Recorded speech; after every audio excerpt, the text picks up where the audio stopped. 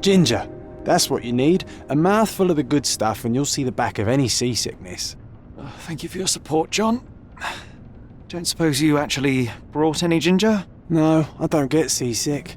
Terrific. Don't worry, Sherry. We've almost arrived at Cordona. I can see land through the porthole. So much for docking by tea time.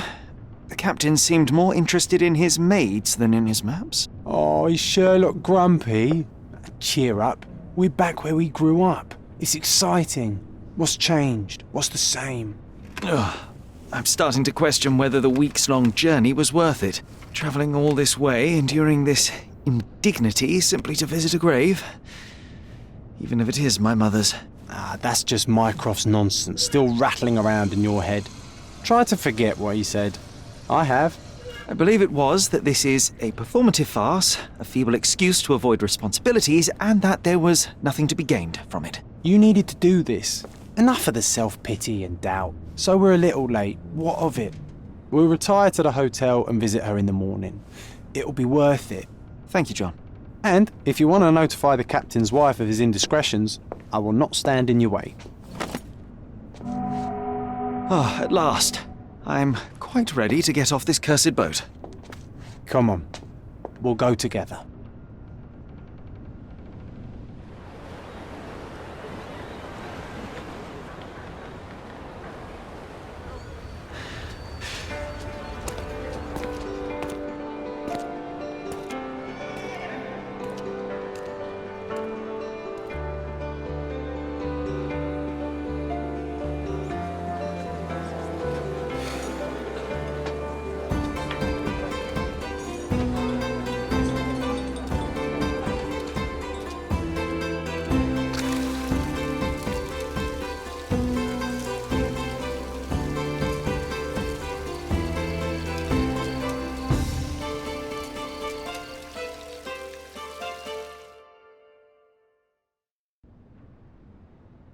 Hey, Sherry.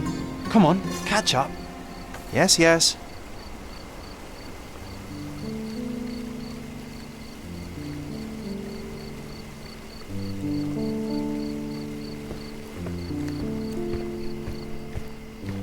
Sherlock, don't get lost in this huge garden. Welcome to Follow Il the Palazzo sound of di my Lusso, voice. sir.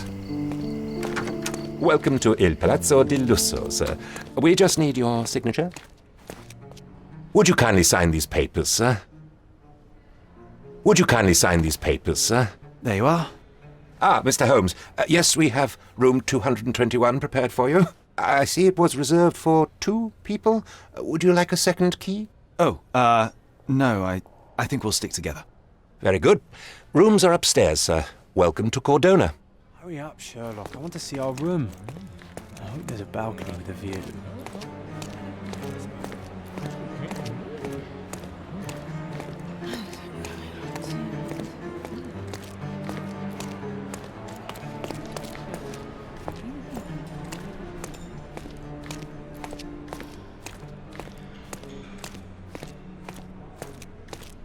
I apologise, sir, but your room is not yet ready. Perhaps, in the meantime, you would like to relax in the foyer? Tonight, the restaurant is offering a complimentary marlin ceviche to all our guests. Let's check what they have on offer.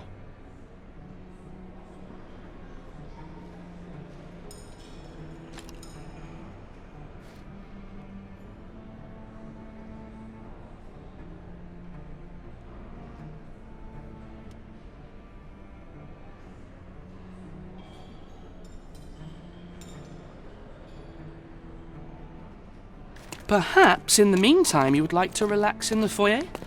Tonight, the restaurant is offering a complimentary marlin ceviche to all our guests.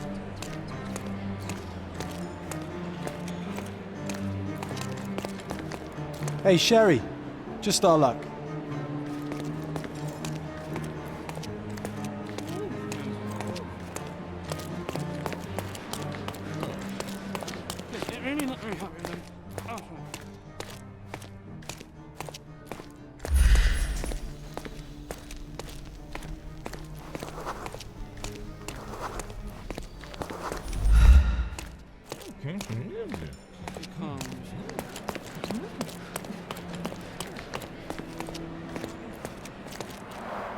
A medium. John, haven't we been through this already?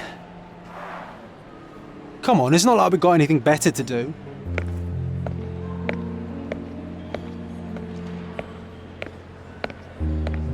Excuse me, sir, but I believe Mr. Galich is conducting a séance at the moment. Perhaps you'd care to have your portrait drawn while you wait? Why? Pardon me? Why should I sit for a portrait? Sir, it's art. It doesn't need a why. It is its own justification. All things require justification, be they objects, systems, or beliefs.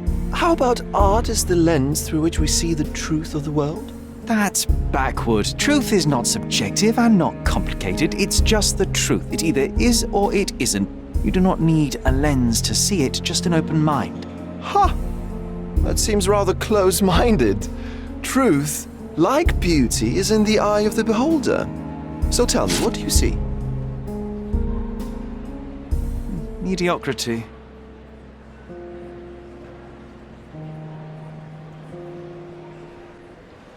Come now, Sherry, what did he do to deserve that? The servant mentioned ceviche at the bar, Sherry. You should grab us some, and I'll find us a table. I'm starving.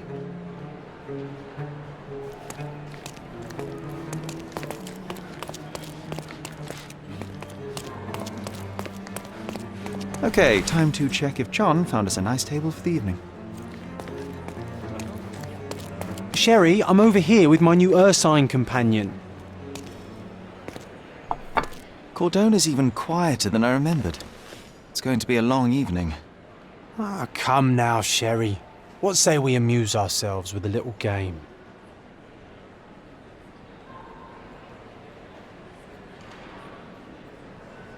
What were you thinking? Oh, promise me it isn't nonsense.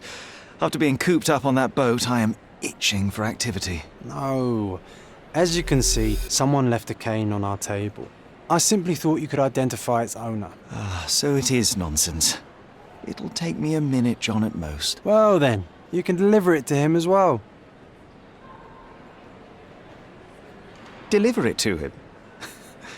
Then what are the staff here for? Aesthetics?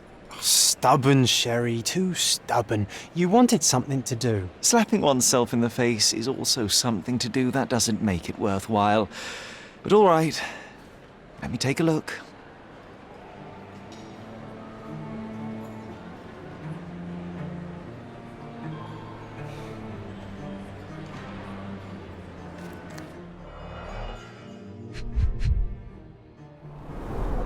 The hand grip is a head of a golden Javanese statue, probably stolen from a temple. The dents suggest it has been used as a bludgeon.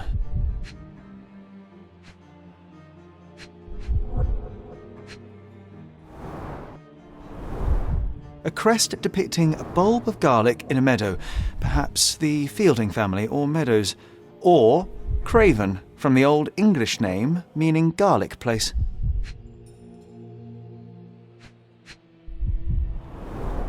The cane is made of ebony, it's worn uncared for, and bears the scars of numerous hits.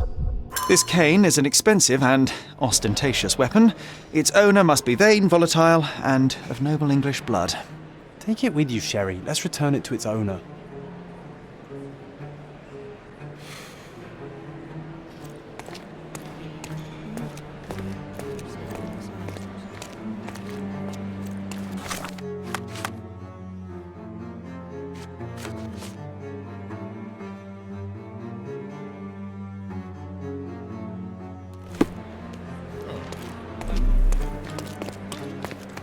All right, I hope you noted down your observations in your casebook. But how are you going to find this nobleman? The cane itself is not enough. I may have to ask other guests if they saw who was here.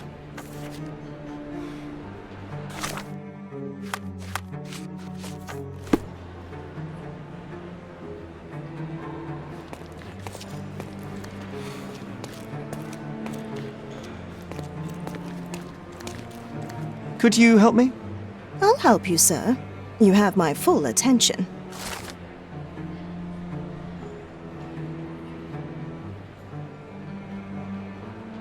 Well, even with your keen senses, Sherry, I doubt you'll find the cane's owner on your first try. And would you be confident enough to bet on it, my friend? Why not? Let's see how good you really are.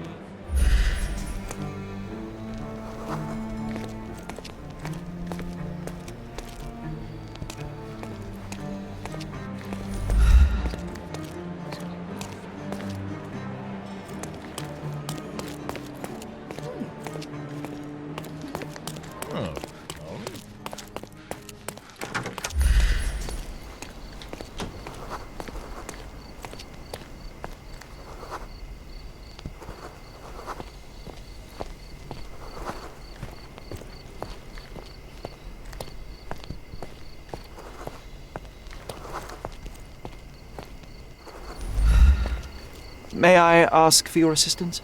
My dear fellow, you're talking to the right man.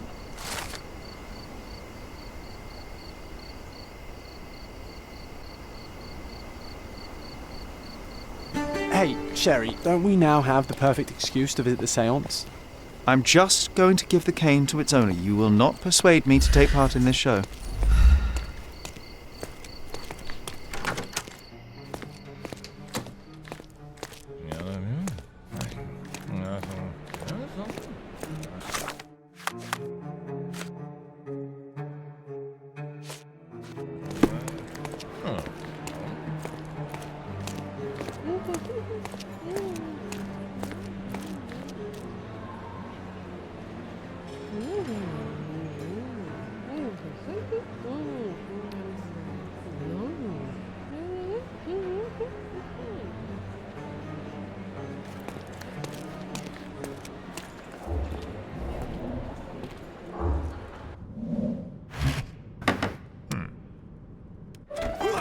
This hotel, this island, it's full of thieves.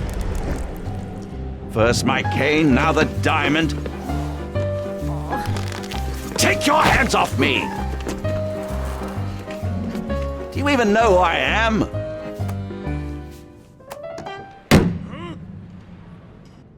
Hey, boy! That's my cane! I get that a lot. It's a very common design. What? No, that's a custom-made... A joke. A joke. It was left at my table in the restaurant. I thought it deserved to be returned.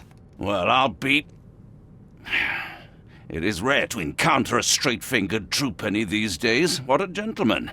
But I must ask, how did you know I was the rightful owner?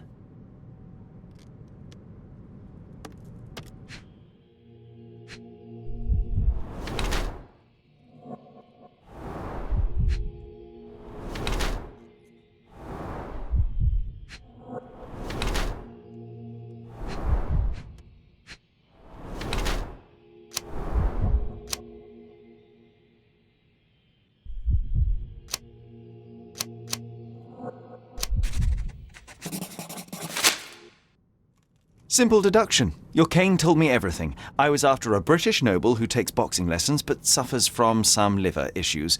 And if one were to go further, one may even be able to extrapolate your name from your heraldic symbol, Lord Craven. Well, you're half correct. I am indeed Lord Andrew Craven. Your other guesses were wrong. But you still have the edge over that blasted medium. Well, you found my cane. Perhaps you can locate my diamond, too. Yes, you should do it. It will be child's play for you, Mr. Holmes. And if a child can do it, then I'm sure the local police can suffice. The police? Why bother? I know this harlequin stole it. The only question is, where is it hidden? Fine. Give me my stick and I'll resolve the matter myself. This thief almost confessed after a single punch. I suspect a beating may result in answers of questionable veracity. Fine. I shall spare you and he the trouble if you first answer me this. How does a priceless diamond become the subject of a séance? It is an unusual accoutrement. Emma wished to speak with its former owners. My grandfather told us it belonged to a Rajah, an Indian king. So you were summoning long-dead Indian royalty and, pray tell, you were expecting him to converse in English? To be frank, Mr. Holmes, I don't believe in ghosts. But Emma was fascinated by the idea of meeting a real king, even a dead one. Well, a crown is a crown. Can you describe the stone itself? A yellow diamond, not less than 100 carats, and perfectly egg-shaped. There is not another like it. You insist the medium robbed you during the séance. But what occurred exactly? Ah! It was a dirty trick.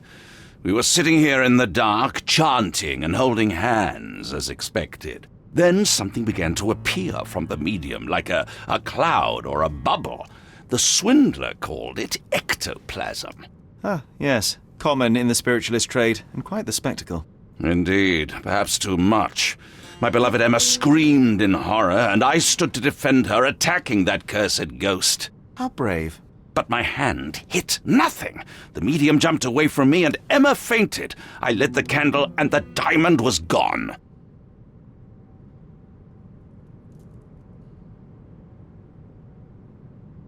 Stay here, and don't touch anything. I'm going to investigate further. Don't fret, I'll be keeping a close eye on this thief.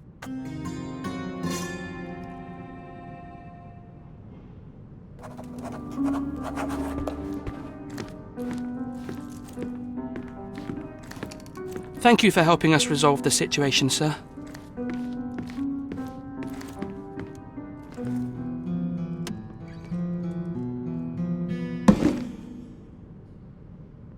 What happened here? I don't know. The ghost. I summoned it as usual, but then it all went wrong. The lady screamed and pointed at Lord Craven. And there was a shadow. Such a mystical force. It terrified the lady. And it must have taken the diamond. Who else could have? Do you feel the presence of any supernatural entities at the moment? Are you joking, sir? My nose is broken, this maniac wants to kill me, and you're asking about the spirits? I suppose this can wait. I will investigate, and the culprit will be identified. But the stubborn brute Lord Craven blames me right now.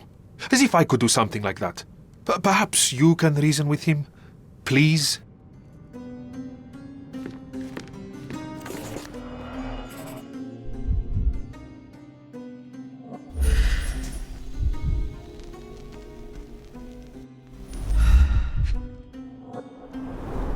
This must be the ectoplasm. Too bad there's not enough for a proper chemical analysis. Ectoplasm. The ghost was here, Sherry. There are light traces of rouge on the edge of this wine glass.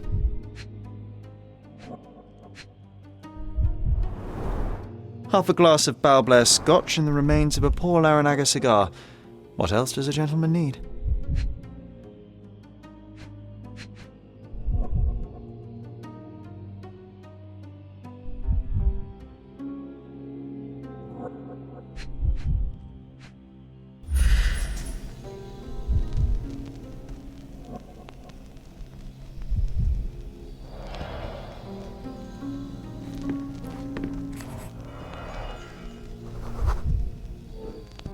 The diamond was placed on the table so that all participants could reach it.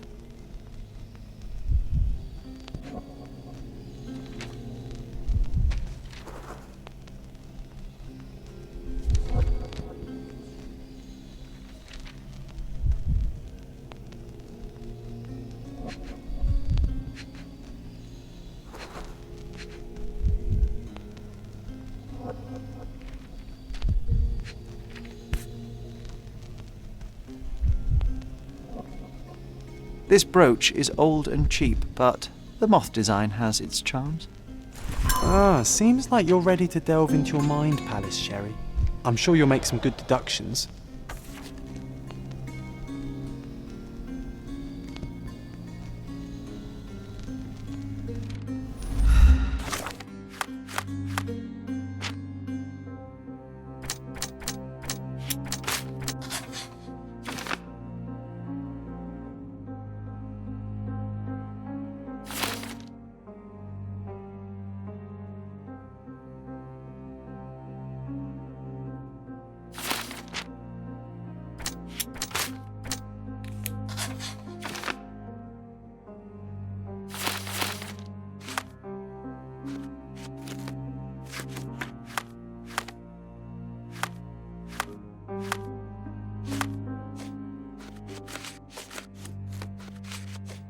It seems there may have been an unexpected visitor outside the window. Ah, I hope it was the ghost of the Raja. This hefty chair has nearly broken after hitting the wall. did one man even lift it? At Cambridge, I was captain of the rugby team. It was no place for weaklings. Pale skin, quickened pulse, unsteady breathing. She's barely conscious. The feebleness of women. Really, Sherry? Poor thing. Quite a display for the tremulous visitor. How can you not love this stuff, Sherry? It adds so much atmosphere to the room. Was this covered on purpose? Of course. It is very dangerous to leave a mirror exposed during a séance. The spirits may become enraged. Or someone may notice the trick they should not see.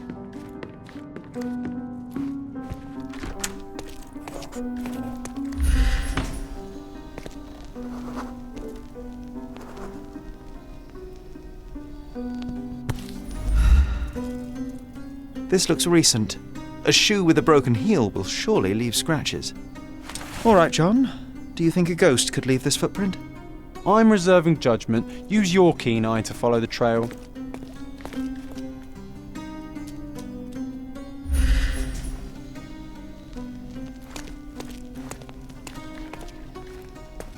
Ghost hunting. This case gets more exciting by the minute.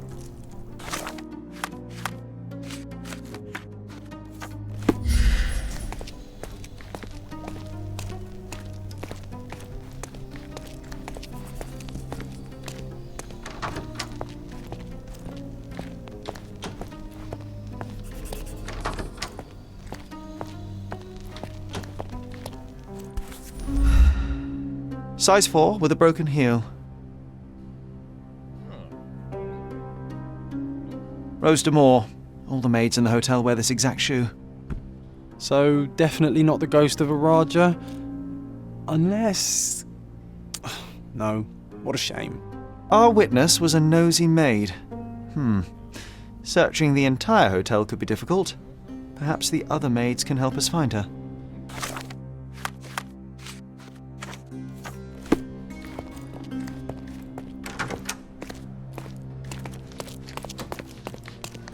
Excuse me, just one question.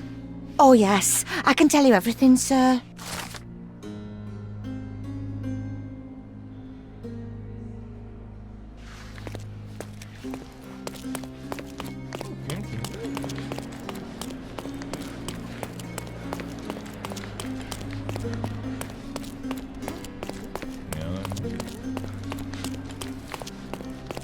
Finally, there you are. One would think a maid would be easy to find in this place. I'm sorry, sir. Do you need more towels? No. You are the maid who saw the ghost in the séance room, yes? How did you know? Simple. You changed shoes after breaking a heel while fleeing the scene. I'm sorry, sir, but if I may ask, who are you? I'm a novelist documenting the supernatural and those who witness it. Now, should you take a starring role in the tale, I will need your name. Oh, my.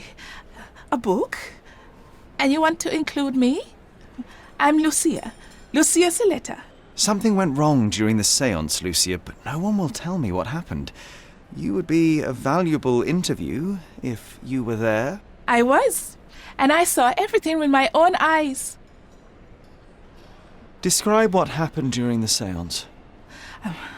A lady and 2 gentlemen were sitting at a table, touching their hands to something. The medium started to whisper and chant, and a ghost appeared. A ghost? You're confident? It was unearthly, sir. It grew from the medium's chest. A glowing cloud or a bubble. I pressed closer against the window to see better. And the lady saw you? How did you... Yes! She screamed and pointed, so I hurried to escape, and I broke my heel. But I did see the ghost. A sickly, evil thing. And that's all you can tell me? Did you see any of what happened next? The medium, Mr. Galici, he was doing something with the ghost. He grabbed at it like he was trying to catch it. And then I ran.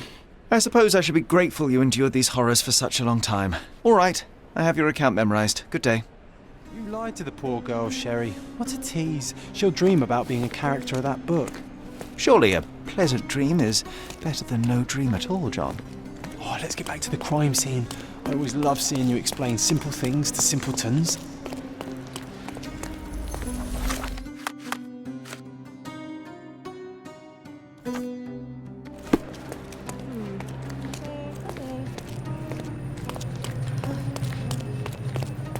Lady Craven retired to her room to rest.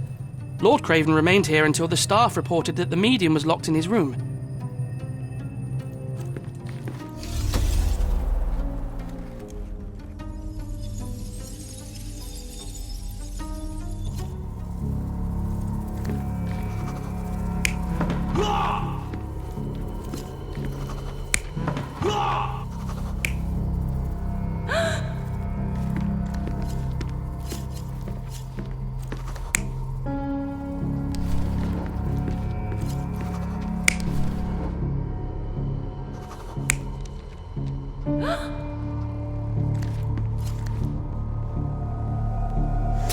It all began when the lady screamed and pointed at the window. Lord Craven jumped up, ready to face anything, ghost or human. The medium shrank back in dismay. He was not expecting such a reaction and had to quickly hide the ghost. The lady was the only one left touching the diamond, at least until she fainted.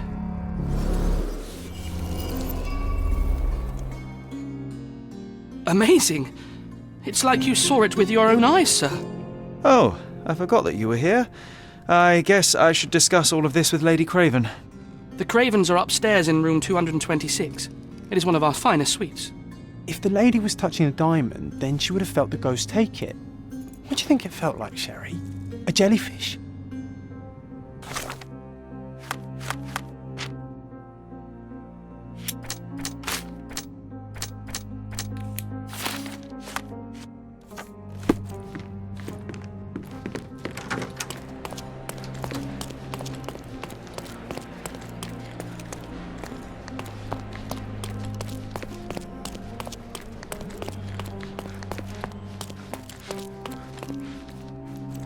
Whoa, what a breathtaking man.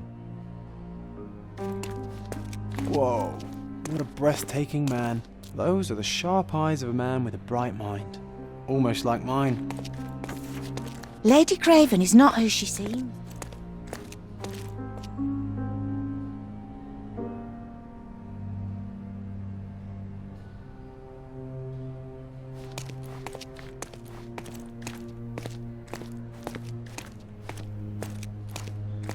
Lady Craven is...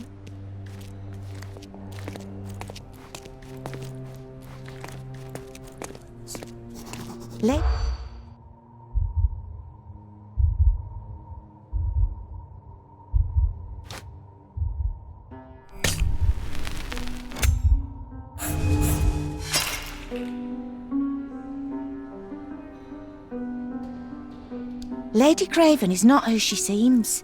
Remember her behaviour in the hall.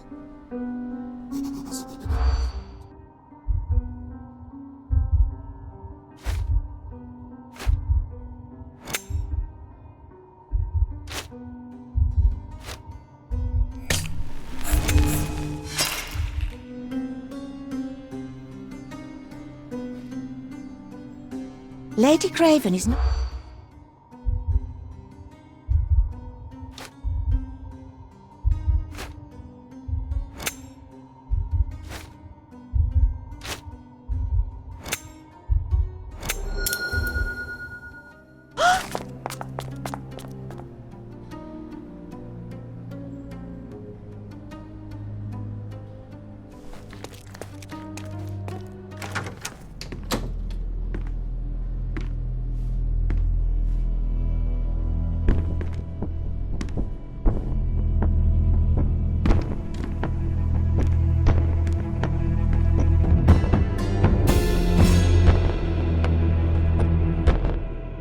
You're here, at last. I didn't do that. I swear, I found her this way. Well, I did have some questions for her, but it seems I've arrived too late.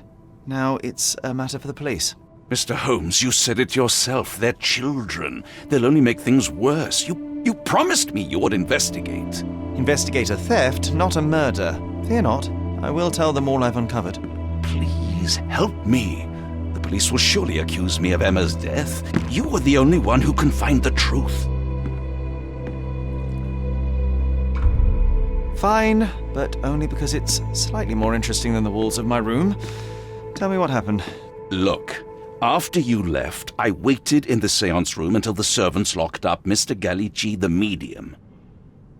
And was your mistress there too? Oh, so you know?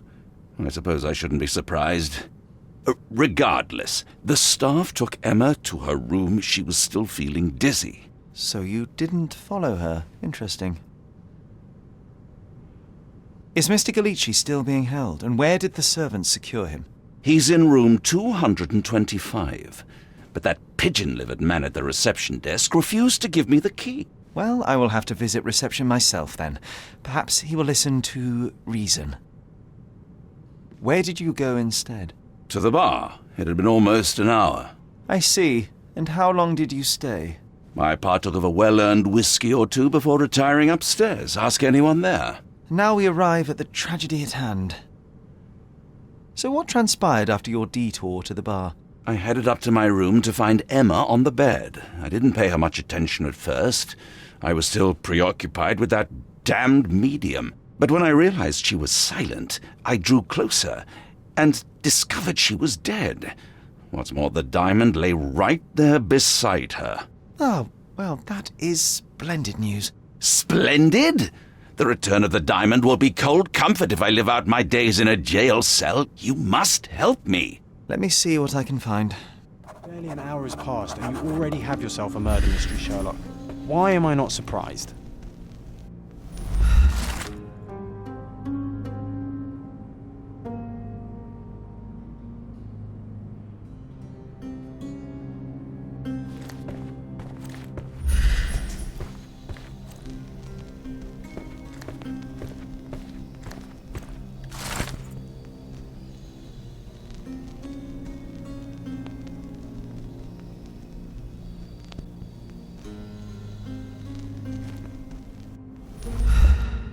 Someone was not happy with his post.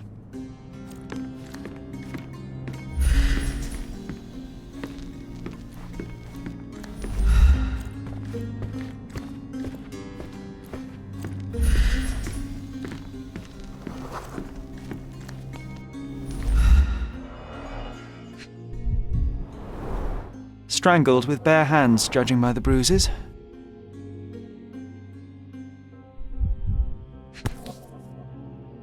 This must be the missing diamond. A tremendous specimen, now forever tainted.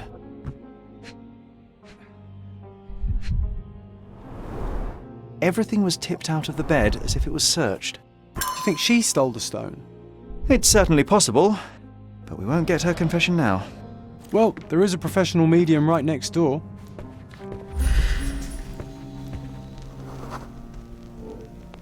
A remarkably simple lock.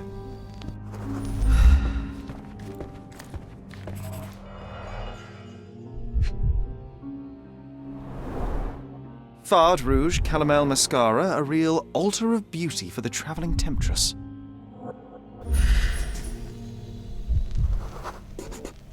Aha, a neat hiding place. Why would she conceal all of this? Several £1,000, that's quite a fortune. Virtus Audacta Sapit, courage tastes bold. A unique family motto.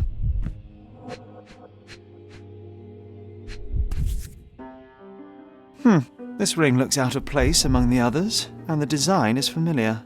The mystery deepens. A victim with a checkered past and poor taste.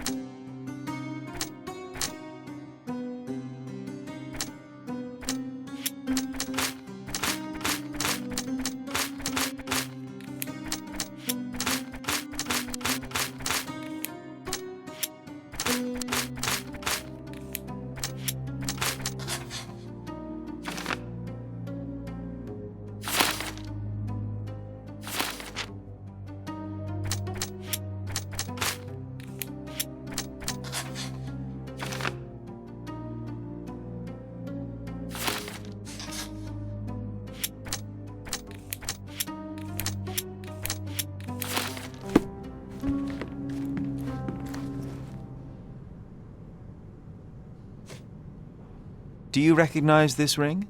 Should I? It's a third-rate piece if ever I've seen one. I'd never buy something like this. Did you ever see Miss Emma wearing it? No. And why should she? I gave her enough jewelry that she could wear a superior ring every day of the week. I found these jewels secreted away. Are you familiar with them? Ah, it cannot be so. That deceptive wagtail. How could she do this? That sounds like a yes. These items were supposedly stolen from us during our trip. I must have spent hours reporting it all to the police. And it turns out she had them all along. The trollop. I'd kill her myself were she not dead already.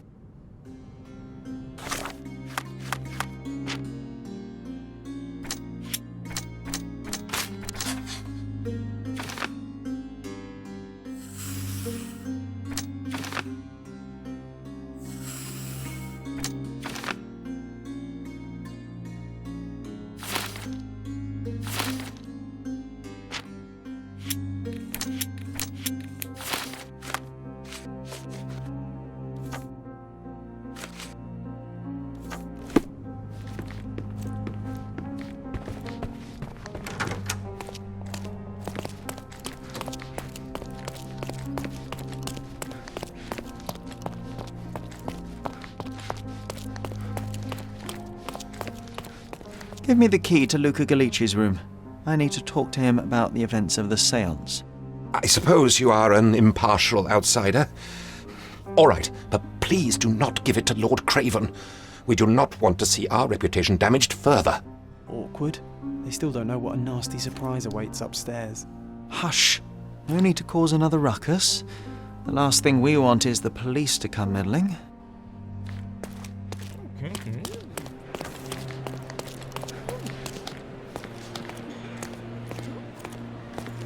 Sorry.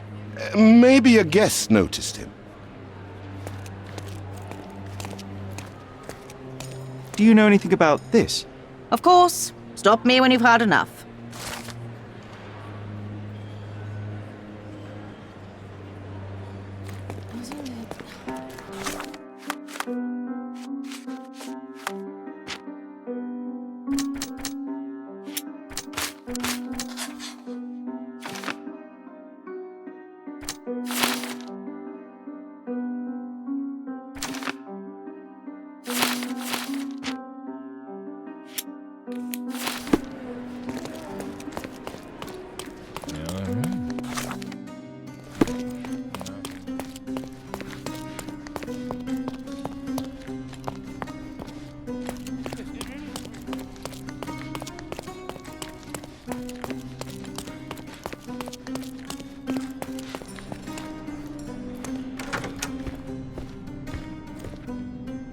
I'm afraid I can wait no longer to hear your account of the séance, Mr. Galici. So please, tell me what you saw. Lady Craven wanted to meet the spirit of the Raja. My conjuration was successful. Perhaps even too successful. I am sure the spirit was the only one who could have taken the diamond. Lord Craven needs to leave me alone. Do you think the police will believe you? Of course. I didn't take anything. And spiritual phenomena are beyond their control. Or should I summon the ghost again so they may attempt to handcuff it? I think I would prefer to begin my investigation in the physical realm.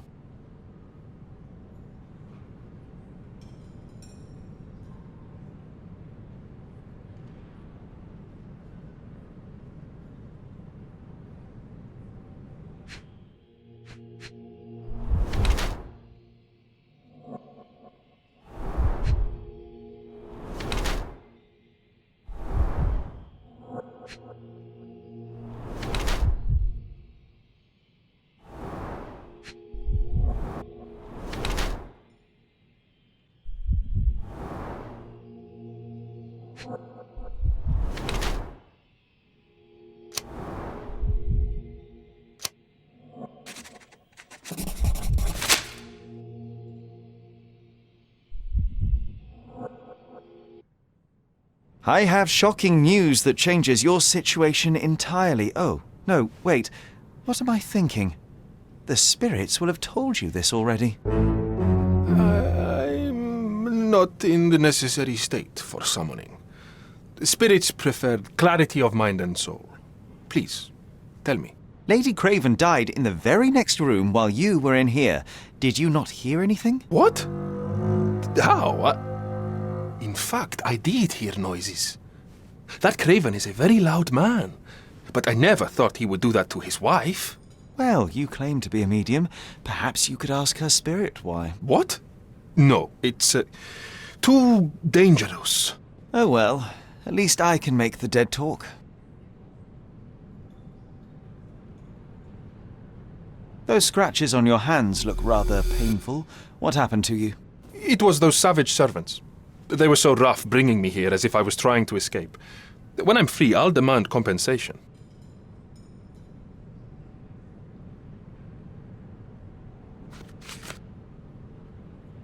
That's a remarkable pin of yours, Mr. Galici. Does it have any meaning? The butterfly?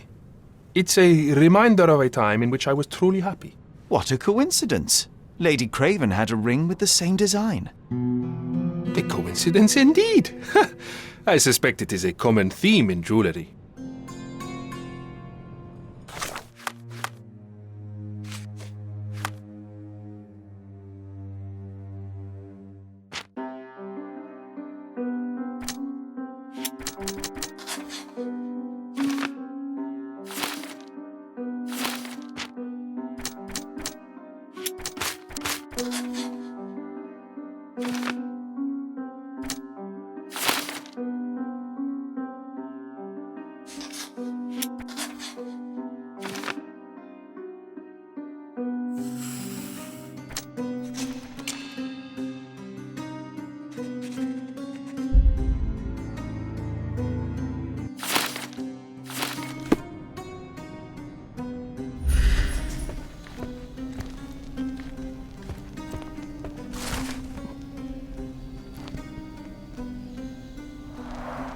Tools and accessories for masterful prestidigitation.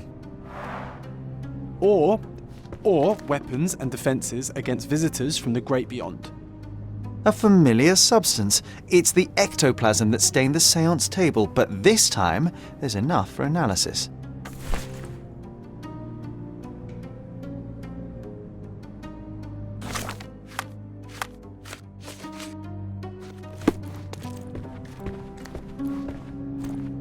Do you always travel with your books, Mr. Galici?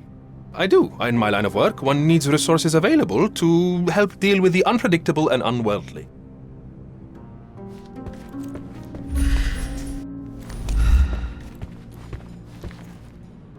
Luca Galici, I know you murdered Lady Craven, and I can prove it. That would be a grand story for the newspapers. But where's your proof? I was locked in here and could not hurt a fly. Your wrists are bloodied, and there's no way a servant's manhandling could cause such an injury. It was Lady Craven as you strangled her. You are fantasizing, Mr. Holmes. Yes, the locked room. Good of you to mention it. I inspected the door between the rooms, and the lock on it is piteous. You could open it with a penknife. So I am now a burglar, as well as a thief and a murderer? As for the motive, it's obvious that you deduced that Lady Craven was the real thief. Of course, it helped that this was not your first encounter with Miss Emma. I don't know what you're talking about. How on earth can you believe this? I think the police will easily find the proof when they browse their archives. It is done, Luca. You will be arrested. Your best strategy now is to confess and hope your reasons were justified. I don't know how you figured it out. But yes, I killed her. I had to. This woman could not get away with ruining my life twice. Twice? I knew Emma before she was a lady. I mean, she pretended to be noble back then too. But only so our gang, the Moths, could steal from those snobs. She betrayed us, stole all our money and disappeared, leaving us to rot in jail. I was young. I spent 3 years in that hell. And tonight, she tried to set you up again. Did she recognize you? She didn't. I came to her afterwards, pleading that she drop this farce, but she laughed in my face. I just remembered my time in the clink, all I suffered while she indulged. And I grabbed her throat.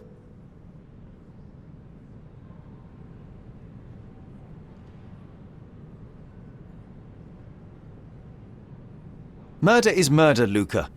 You could have told Lord Craven the truth and seen Miss Emma's downfall, but you could not restrain yourself. He would never believe me. We will never know. Still, perhaps a jury will be more easily swayed. If not, you'll get to see your friends in jail again soon.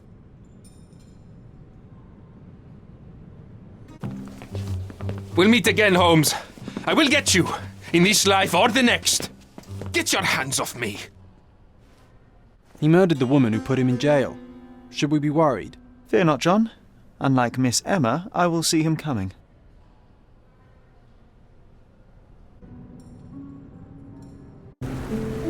That was too much fun, Sherry.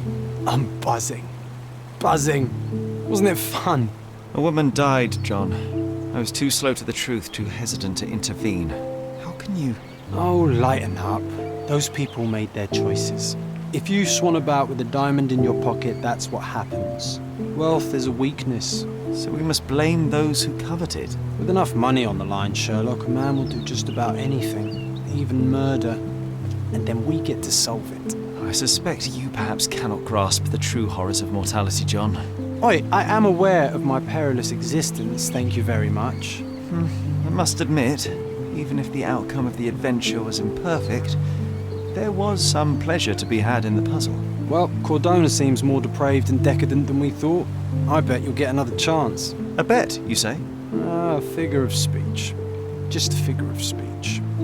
Damn. Well, take one last look at the view, then we must be off. It's time to do what we came here for.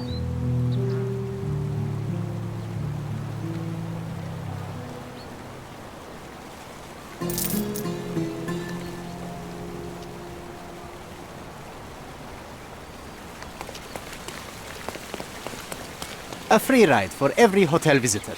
Just tell me where to go.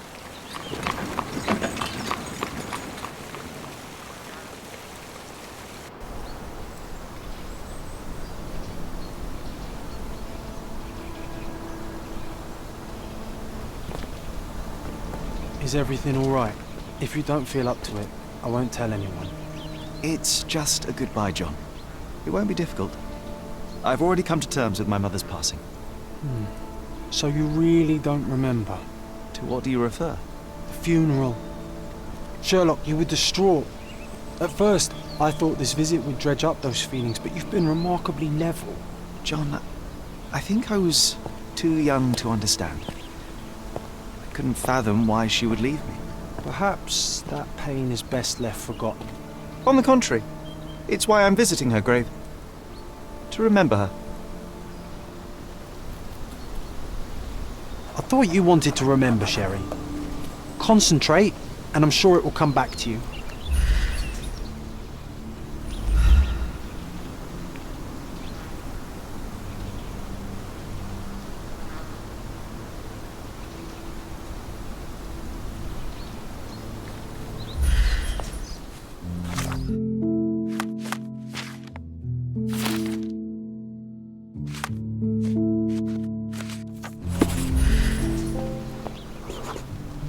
Mycroft was adamant that we leave for London immediately after the funeral.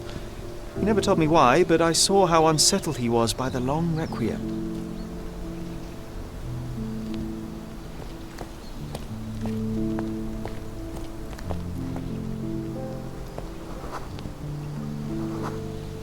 The service was sparsely attended. Though my parents were buried separately, the pastor said they're united in heaven. I didn't believe him even then.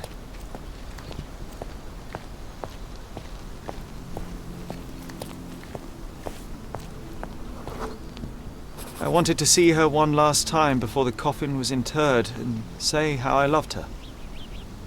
The chance never came. I feel rather faint. You're fine, you're fine. It's over now. You remembered everything. It will get easier soon.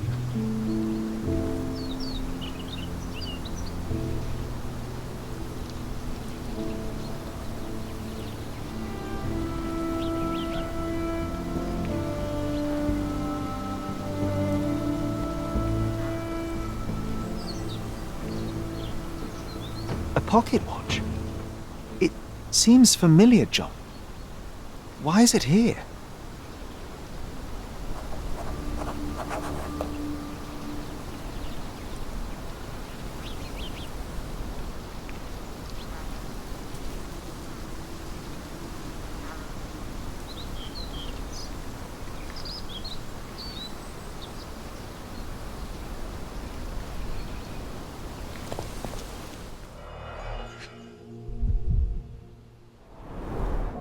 Rest in peace, Violet Holmes.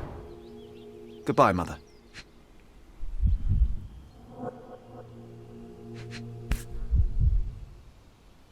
This watch was a gift. My mother's initials are engraved on it. The piece is in good condition. It must have been placed here only recently. A candle in a small puddle of wax. It cannot have been lit for more than half an hour. Is this really how you want to spend this time? This is my mother's pocket watch, John. Who put it here and why? Are you not in the slightest bit interested?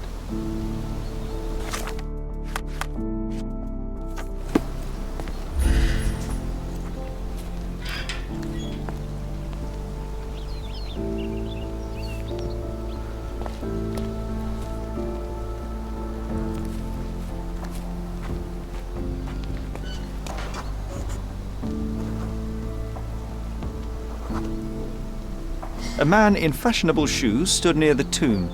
The size of the prints suggest he is approximately 5.5 feet tall.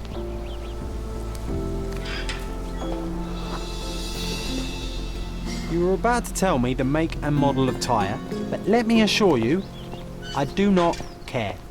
Well, it was going to be very impressive. Come on then, the trail continues ahead.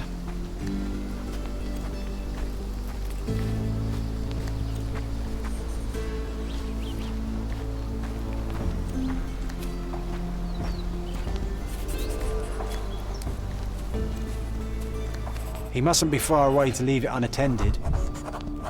A portable easel was kept there. It's stained with oil paint.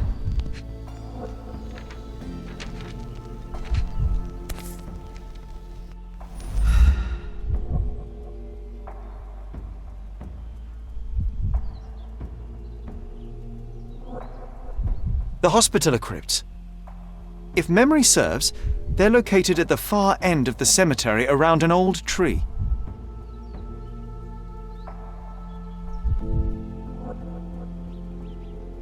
I hope that inspiration strikes upon visiting these beautiful vaults. At the very least, you'll enjoy the view.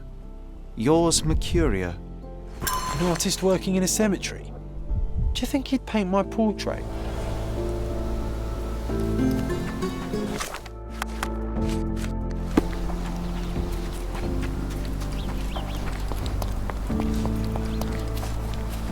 Be nice, Sherry. Mr. Holmes, did you come for another portrait? No, I jest. You gave quite the performance last night. The hotel was abuzz with your name. I must say I was rather absorbed in it all. The fallibility of men. Such scandal. It was a welcome distraction. Oh, my manners. I am Werner Vogel, art enthusiast and gallery proprietor. Mr. Vogel, I was perhaps too curt when last we spoke. Speak no more of it. Travel takes it out of any man, never mind when this is your destination. Once I learned who you were, the pieces fell into place. Your mother was well liked on Cadona in her time here. I was sorry to hear of her passing. Does your gallery feature more than just portraiture?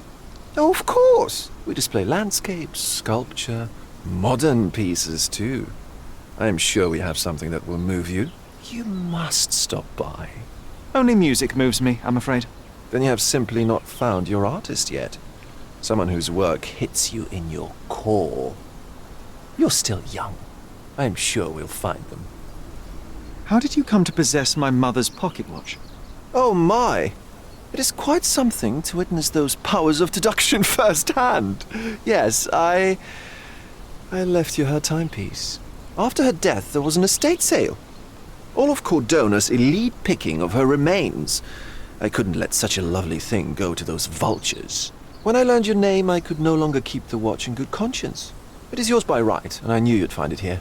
Thank you. I'd forgotten all about it, but the moment I saw it, I knew it was hers. Amazing what the young mind forgets and the older can recall. Rather odd, loitering in a cemetery. I suspect you'll win, but I'm here for my art. There's beauty everywhere if you look, even in decay. A little darkness brings out the light. Now, a diligent observer might note that you too are loitering in a cemetery. What brings you here? Closure answers penance?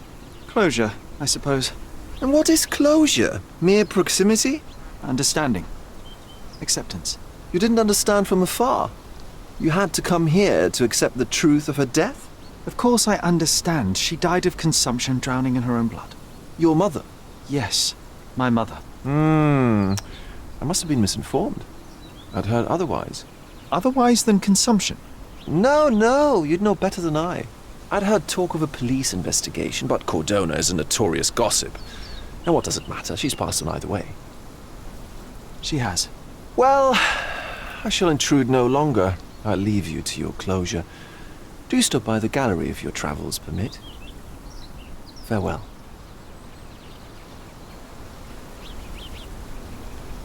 Are you all right, Sherry? Take as long as you need. Whatever I need, it isn't here. We should explore Cordona. Perhaps there are archives that may shed further light.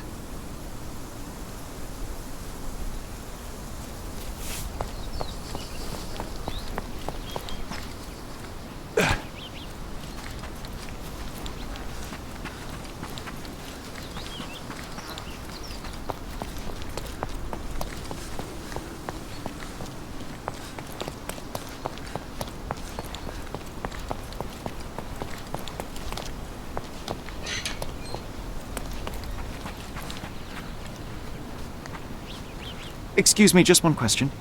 I don't want to talk to you, mister.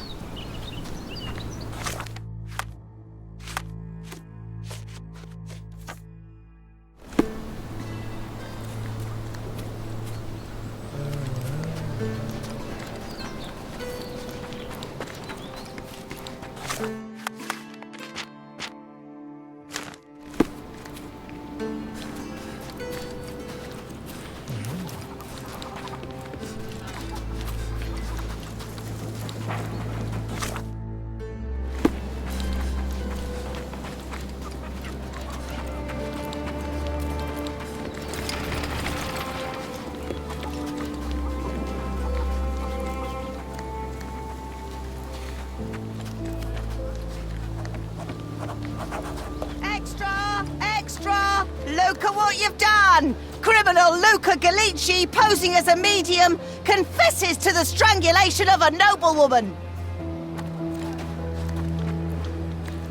The cheapest news on the island. Thank you.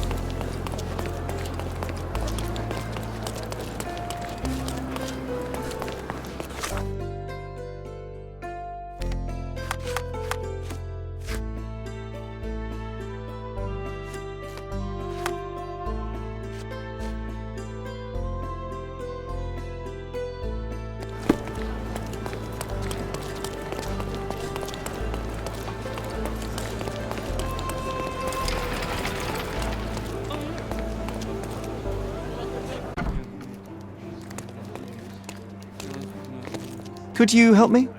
Nothing I can tell you, sir, but others might know more. Stark do this, Stark do that. I'm not a clerk, damn it. How am I supposed to get those records now? Yes? What is it? Would you like to report a crime? No, I wouldn't. My name is Sherlock Holmes. I want to use the police archives. Wouldn't we all? I'm serious. So am I. Officer Logan locked himself inside and he's not letting anyone in. But why the archives? Won't that stall everyone's work? You bet it will. He's looking up all the thieves in Cordona over the past decade. Say one thing for Logan. He's persistent. What happened exactly? A tailoress from Scaladio's been robbed. Logan spent 2 whole days at the shop sketching the thief, and she still insists that it's all wrong. That shrew drove him up the wall, she did. Would you mind if I talk to this tailoress? I could get you the sketch in no time. Get off your high horse, mister. You think you're better than our sketch artist? Actually, I'm quite certain I am. Let me prove it. Well, I see no harm in it, as long as it gets Logan out of there. In fact, I need to look up some records too. Here's the address. Good luck.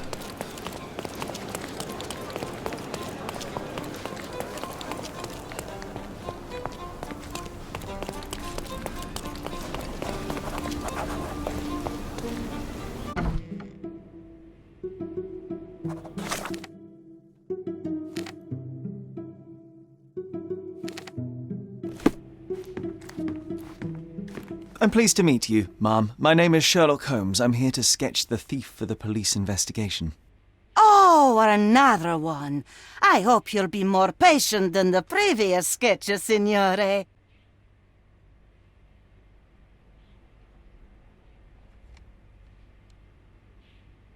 Can you describe the thief for me? He was all ugly and beat up looking. An utter rascal if ever I'd seen one. He gave me a nasty look from behind his glasses and then made himself scarce. And that's it? Could you be more specific? He was a total villain, I told you. How much more specific do you want me to be? All right, never mind. I suggest we do it differently. You have a great many clothes here, haven't you? Why, of course, but they're not for sale. I only do tailoring and mending. No matter. I'll attempt to disguise myself as the thief, and you'll tell me if I get it right. As you wish, Signor Holmes. Where can I find the clothes? They're in my workshop at the back. Be careful, won't you?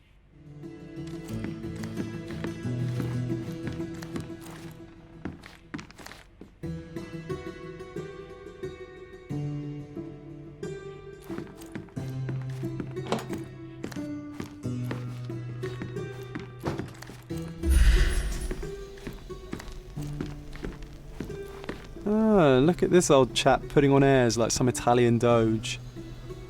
Why don't you disguise yourself as him instead? We have a job to do, John. Oh, come on, at least do him first.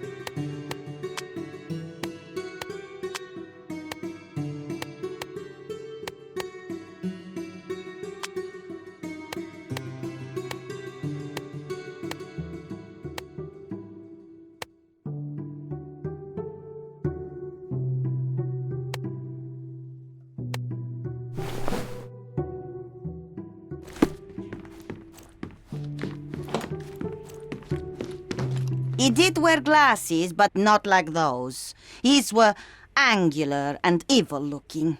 All right, I'll try another pair.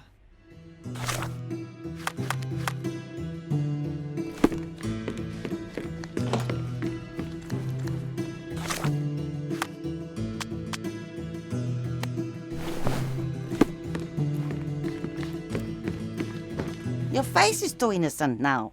What do you mean, too innocent? There was something evil about his face. Like a moustache. Yes, the kind that all villains twirl as they plot their evil plans. I'd say that not all villains wear moustaches, but I get your point, Mom.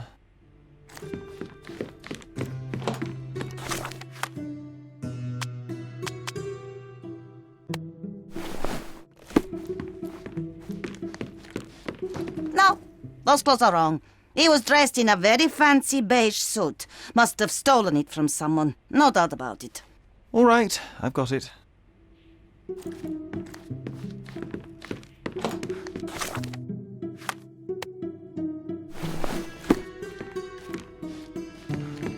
He was wearing a hat. Didn't I tell you about the hat? It didn't go well with his suit. That man had no dress sense at all. Well, what did it look like? Oh, just a regular hat, you know, black.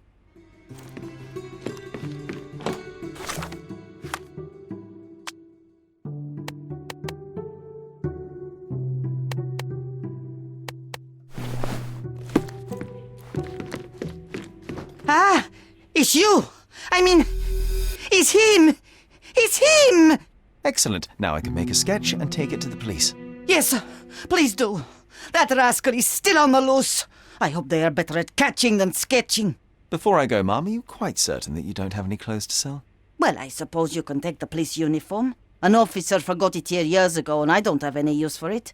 If you want to buy clothes, visit the outfitters. You can find them all over Codorna. I hear they even do free rentals now. Let me show you where the nearest one is. Thank you very much.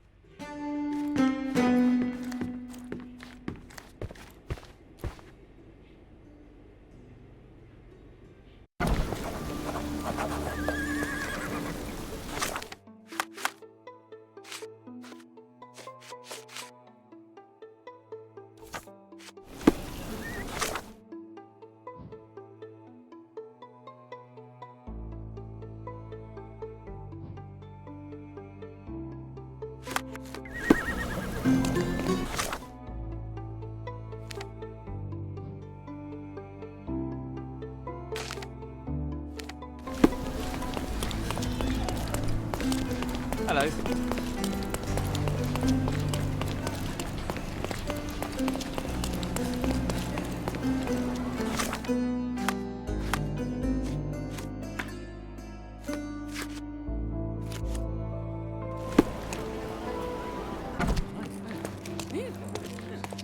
Hello again, officer.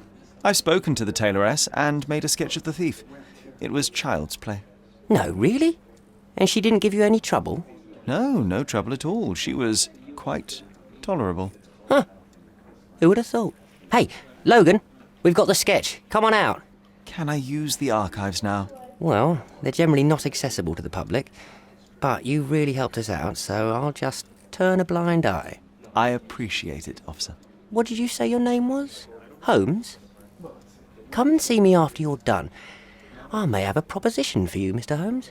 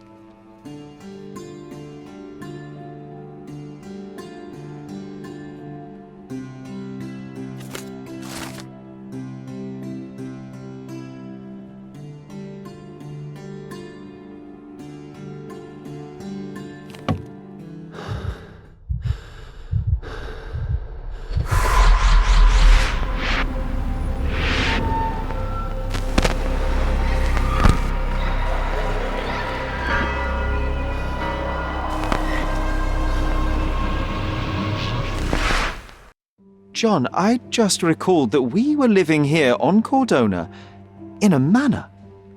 And there was a policeman. Really? What else do you remember? What happened to our mother? The memory was vague, a mere flash. I have to find our house.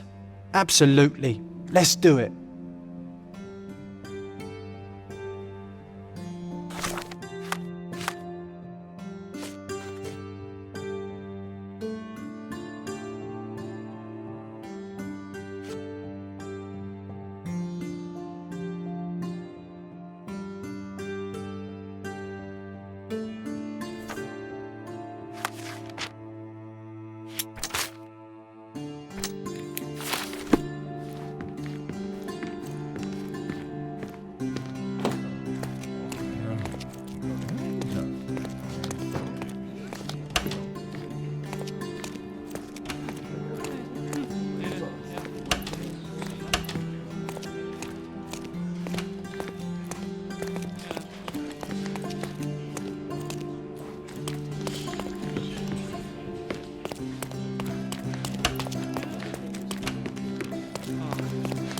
As a matter of fact, you can. The thing is, our chief inspector has vanished, as if we weren't undermanned enough as it is. Wait, what do you mean, vanished? Gone missing on a case. Shady business, but that's besides the point. See that board? Pending cases are posted there for any available officers to investigate. I would take them myself, except that I've been told to work the reception desk, like some clerk. Yes, we're that short-handed. I understand your predicament, but what does any of it have to do with me? I may be available, but I'm certainly not an officer. Oh, don't worry about it. Consider yourself a temporary one-man independent police force. That's a bit of a mouthful. There's just one small, minor, basic formality. You'll need to complete our physical training course. Easy. Well, I'm not one to balk at a spot of exercise. What must I do? That's the spirit. Sergeant Ermy will show you the ropes. Follow me.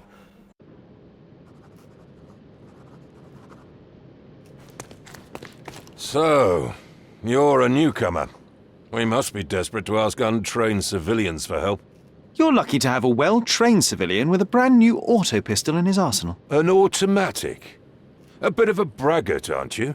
Are you trying to test me already? That is why you're here, boy.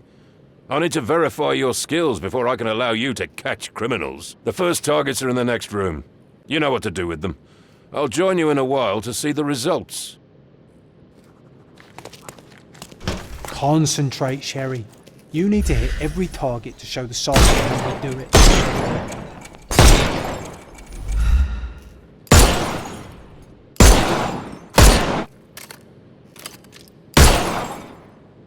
Hooray! Proceed to the next room. Meanwhile, I'll fill out the paperwork. Move on to the next room, new boy. Come on, Sherry. It's just like in childhood. Steady, Sherry. Steady. My favourite mannequins for attack. Let's strike them ninja style. Aim for where you might take advantage and don't forget I could do this all day. Please don't. Our enemies might be stronger than us, but we rely on our wits. Shoot off their armour.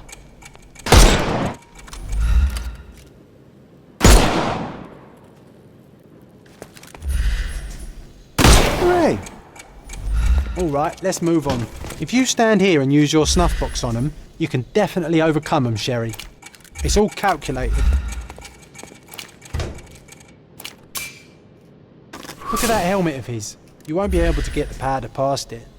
Uh-oh, Sherry. Not a nice shot. You could have killed the fella. Helpful advice, John. I would never have guessed. Good job, new boy. Well, I'm almost finished with the paperwork. Let's talk about your results. Well, I must say your results aren't as bad as I feared. Perhaps you're not completely hopeless, but true combat is quite different from shooting stationary targets. I'll handle it just as easily. Well, that's what we're going to find out. Now, we'll test you against our men.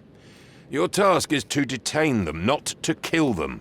So don't go shooting anyone in the eye. That goes for in the field as well.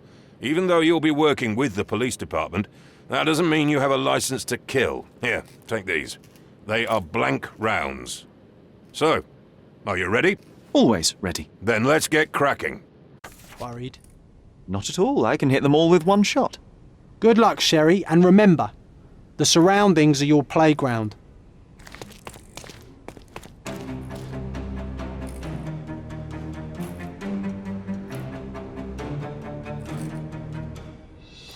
I'm coming for you.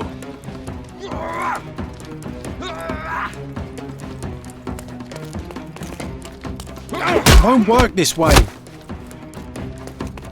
I can miss the party. I'm coming for you.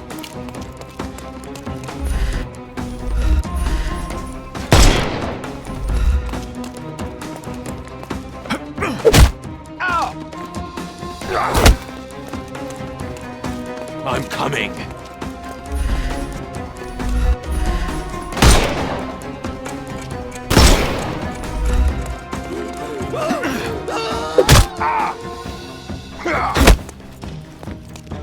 I'm coming for you.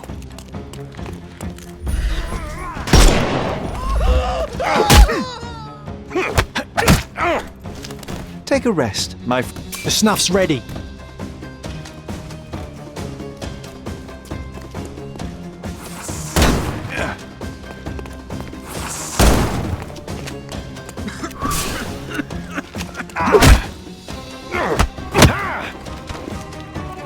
I couldn't miss the party.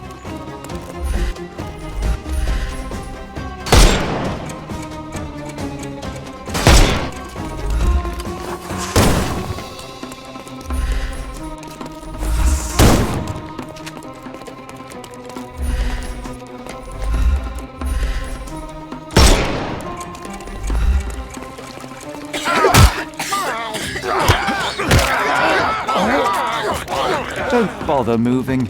You've lost.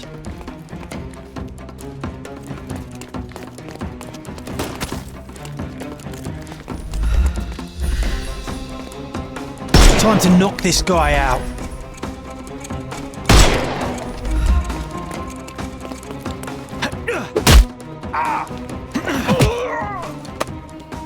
Don't give him the pepper snuff. That's enough. You've proved yourself. Congratulations on the arrests. I can't believe you did so well with the close combat. I did tell you that I'm well trained. Well, do the same on the street, and you'll be well rewarded for every arrest you make. Here is your certificate. You are now an authorized crime scene consultant. Well, it's now your duty to make this city a safer place. Cordona won't ever forget it, but at the same time, it will never remember. I'll tell Stark all the necessary details about your successful certification. Congratulations. Now you're a certified crime scene consultant. Congratulations. Thank you, my friend. Now, shall we head for Stonewood Manor? Don't know. You have the whole island to investigate. It's all up to you.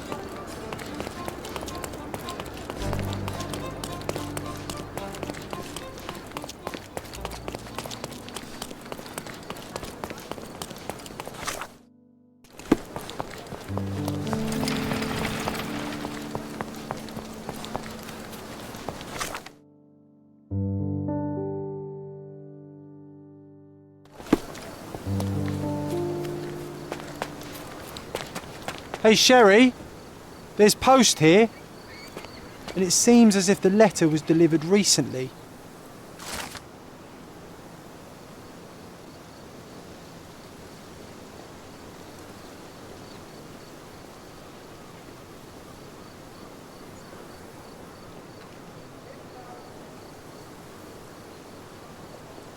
After reading that, I am even less eager to return home than before. Let's investigate our manor. That's the micro.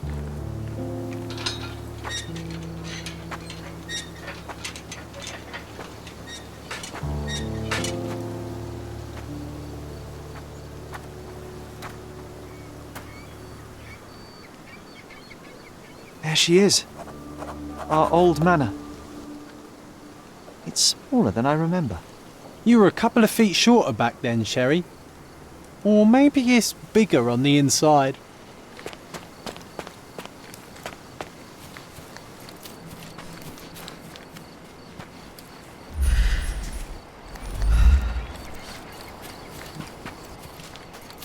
Look at the ash all over the door. I don't recall hearing of a fire. We don't have to stay here. You can afford another night or two at the hotel. It's stuck. Oh well, let's just head back. They probably haven't even stripped our room yet. Come on. Must be locked. Move aside. Let me have a go. Seems fine to me, Sherry. This barrier, perhaps it's mental, not physical. Or perhaps the rest of us are simply constrained by reality, John. I wonder if there's a key secreted somewhere in the garden. Take a look around, Sherlock. I'm sure you'll discover something.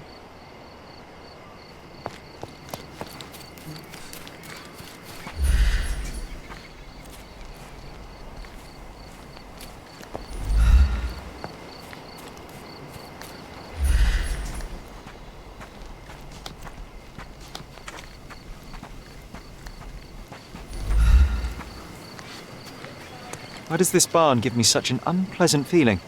Oh, I know. It's because Mycroft used an axe to shoo you out of here.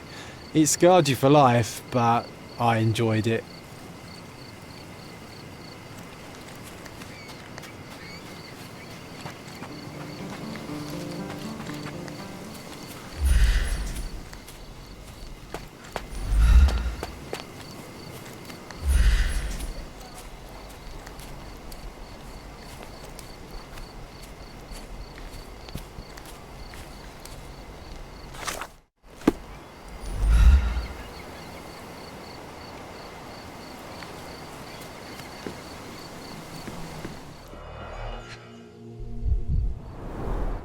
I did not expect these to still be here. It was enjoyable to practice using real handcuffs to make an arrest. Hey, that's Wooden Joe. He was always the best at playing criminals.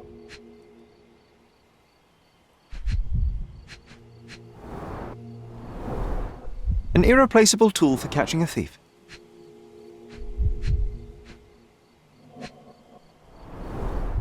And this must be the reason our suspect was apprehended. Wood and glass, oh, very precious. Funny, Wooden Joe reminds me of the trouble we once got in with the police. Do you remember, John? Somewhat. Maybe we can recall more details.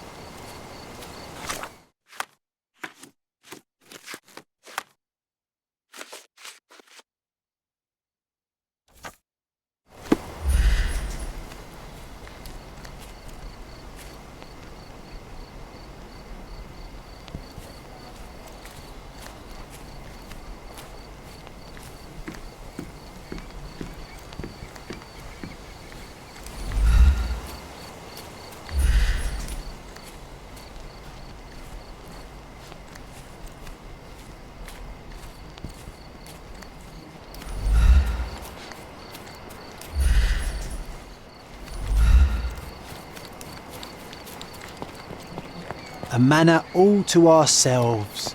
Can you believe it, Sherry?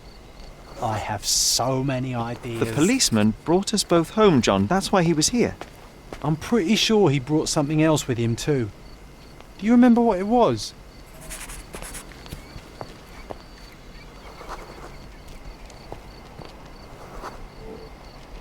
I bet it was our reward. No, we were not so lucky. It was a set of lockpicks that we had used to sneak into someone's house. That's why we were arrested. Did someone come out to investigate all the commotion?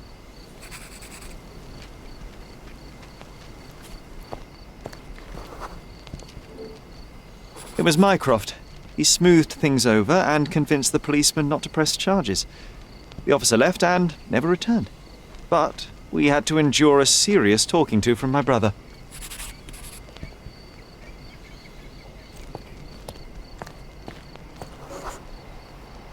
Mycroft wasn't happy about the fact that we were arrested.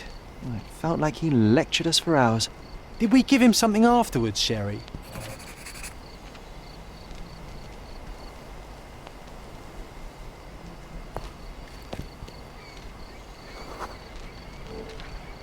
Oh, yes.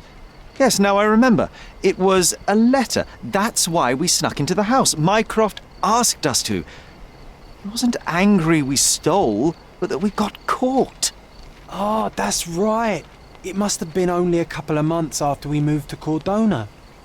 Ugh, the good old days. Whoa.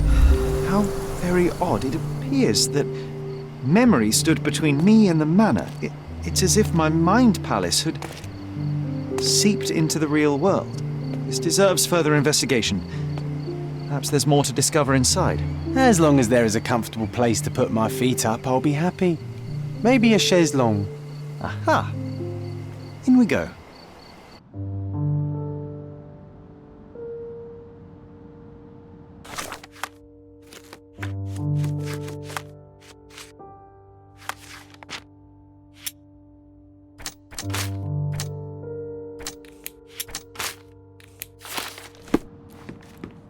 Home sweet home, Sherry.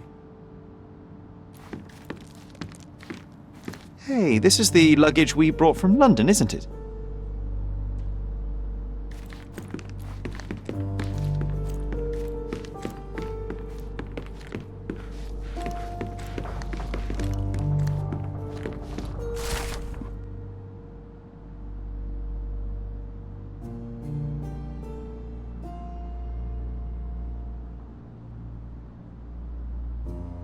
Something did happen that day, but no one can tell us the details. How can that be? Agreed. It's rather suspicious.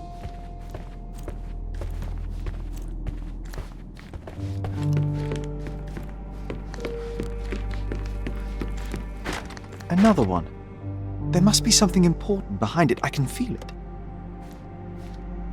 Another one. There must be something important behind it. I can feel it. One of the first things I saw when entering this house as a child. It's like déjà vu.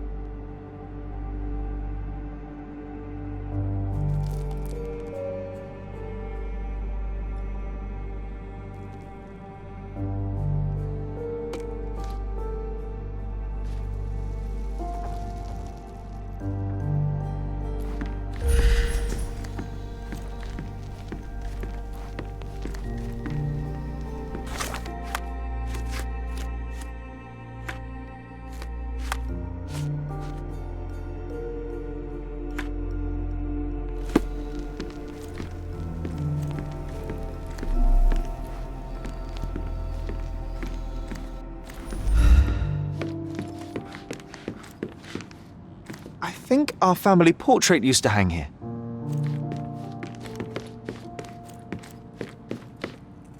Another one. There must be something important behind it. I can feel it.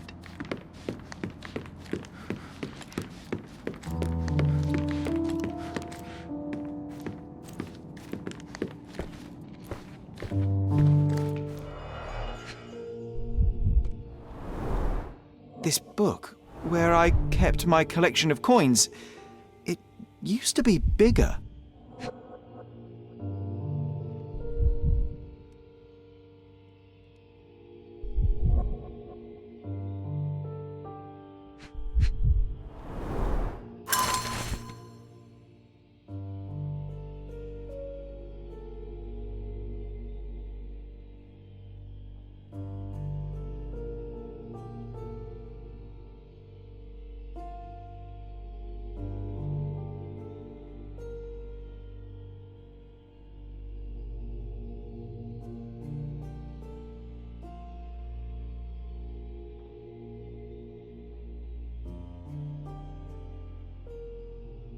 Oh, no. We won't let this stand, right, Sherry? I want to find my coins. It's going to be difficult. The sands of time, you know? Some things may have changed, but you're right. We can't let Mycroft win.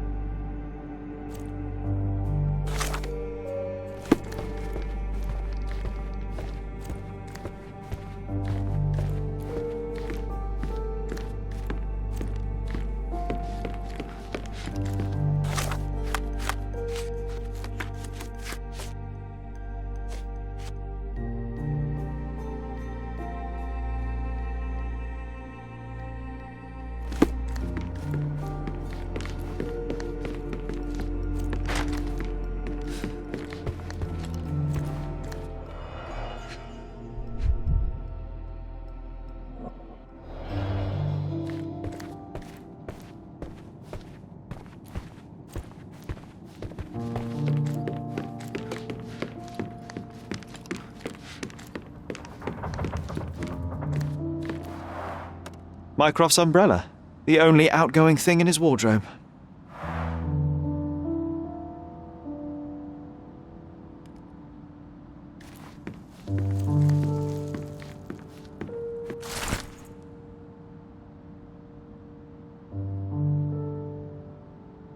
And I was wondering why it's so empty in here. There may be a small chance that some of our property could be found among local traders' wares. It is worth a look, wouldn't you say? Another memory incoming, Sherry. Strange. I struggle to recall anything about the day we moved in. The only detail I'm sure of is that it was raining early that morning.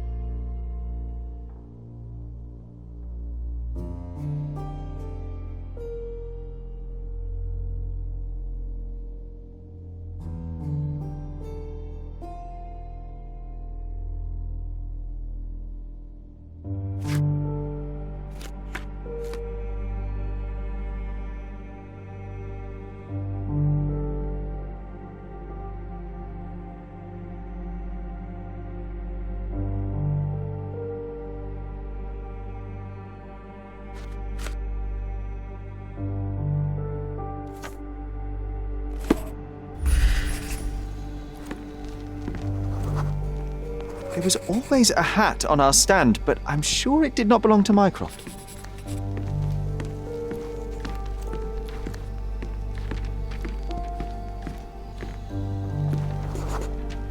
This trip was a challenge for our mother. I tried to help her.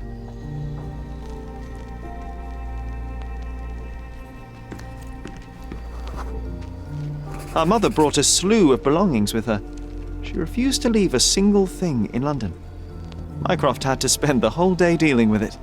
Do you feel it? Is it the air shimmering, or is it my imagination?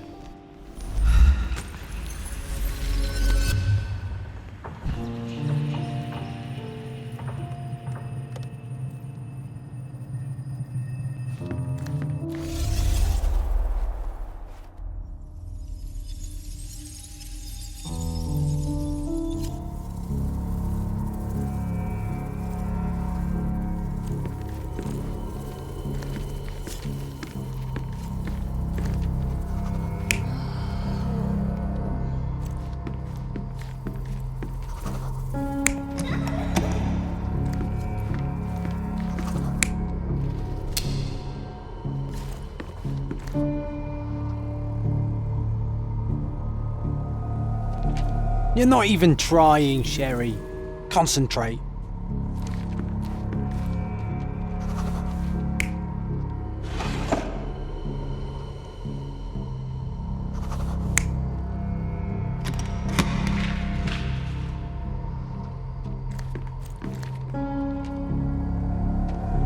You're not even trying, Sherry. Concentrate.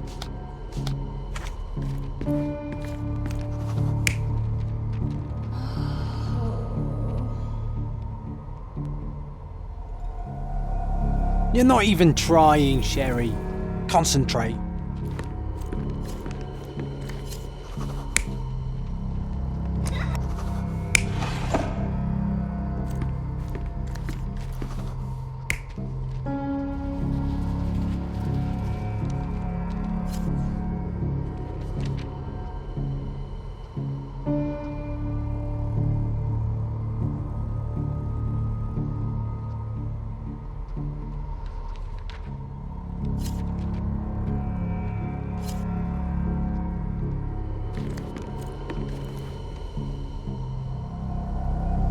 You're not even trying, Sherry.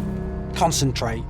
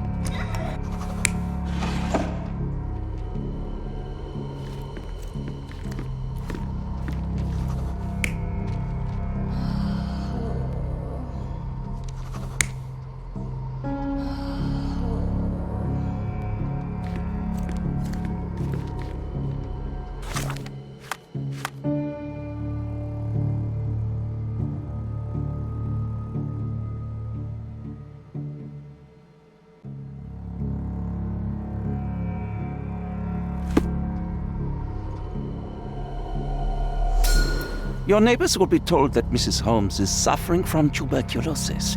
It is common to move closer to the sea in such cases. Thank you, Dr. Richter. No, Sherlock, step away from her.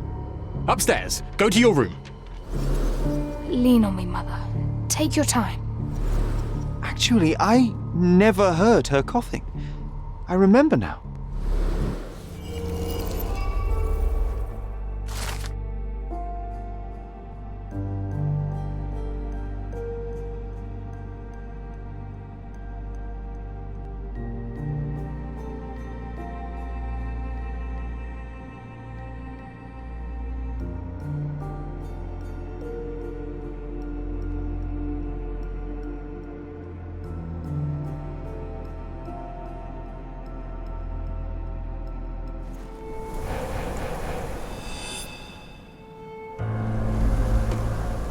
Oh, I feel dizzy. It's stuffy in here, isn't it? John, are you all right? I'll be okay in a minute. How about we find our room in the meantime?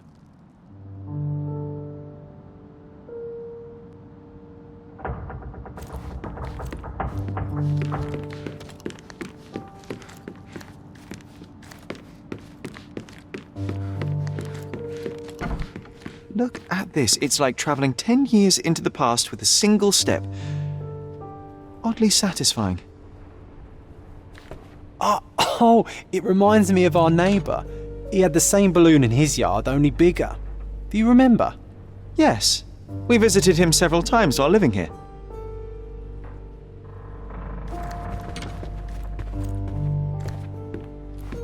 A magnificent tool made for a spurious purpose, staring into the sky. I've definitely found a better use for it. You mean for spying on people? Coal dust from Miner's End, sandy dirt from the old city. We scoured the island top to bottom for these soil samples.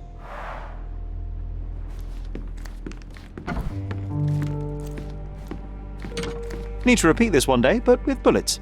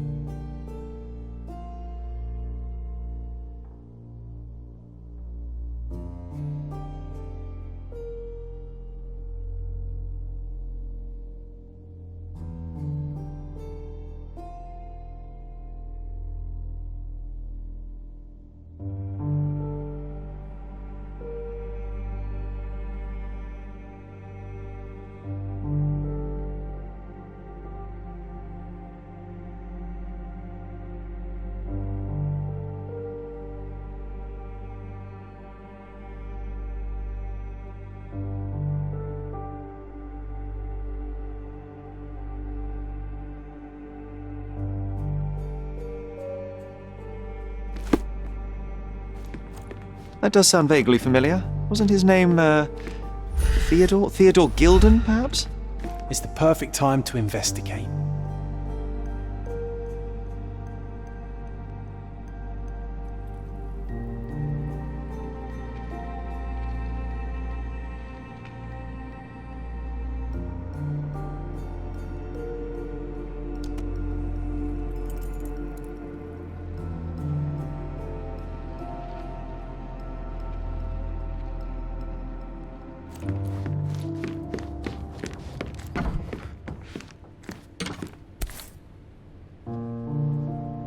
One of John's first pictures.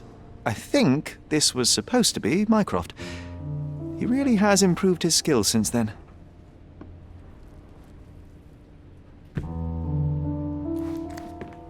I'll never forget how challenging it was to obtain this simple sketch. Oh, these must be the notes of my earliest observations. We wanted to locate a particular dog we'd spotted, and we met it, didn't we?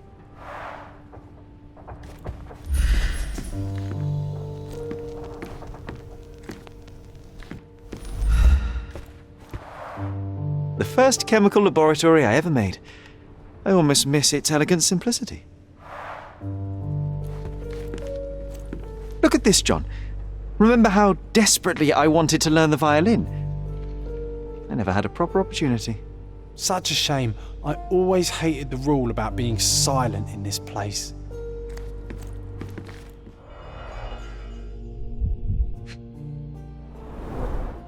So many pleasant evenings were spent here with the Encyclopedia Americana. The only fiction book on my table. I can still hear my mother reading it to me.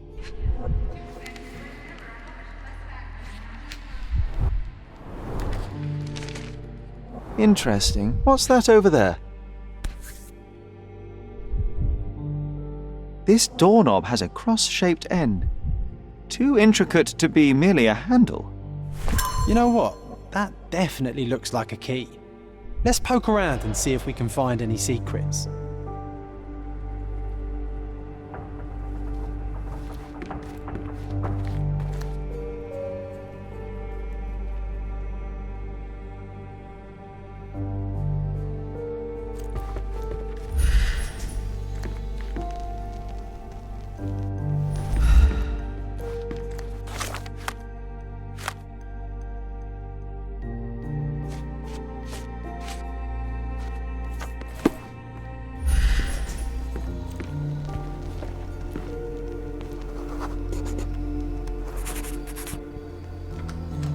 Nah, doesn't fit here.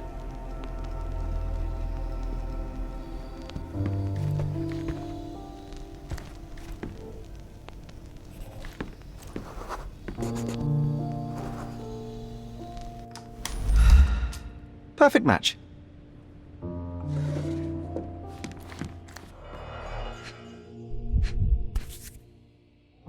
Still has a faint odour of tobacco, one of the few things on this island that smell like home.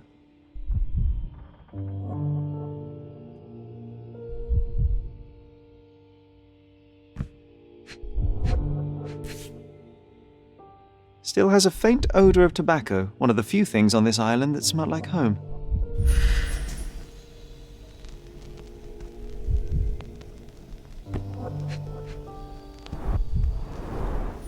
My small archive of crime clippings. Maybe I should pick up this habit again.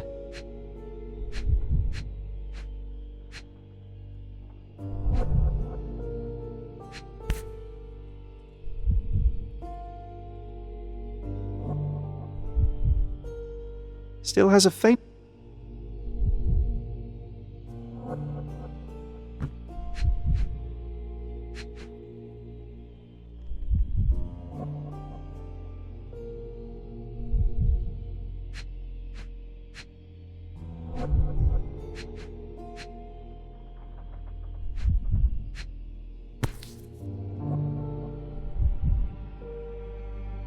Made of cherry wood, Father's favourite.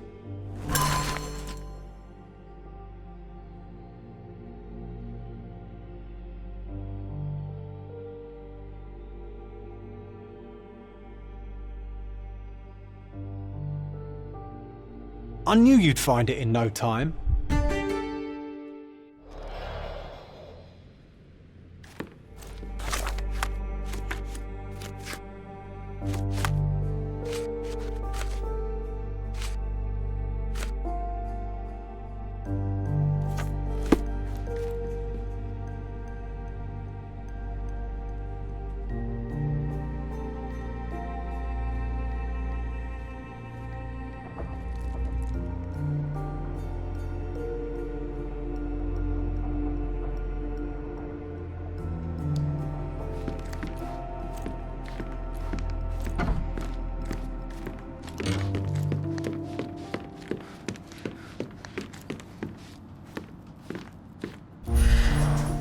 I remember how angry Mycroft was about these marks.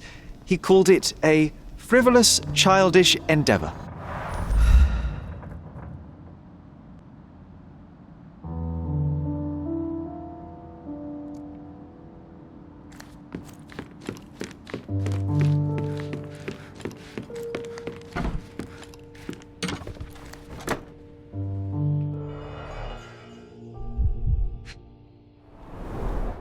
Cannot believe all my toys are still here.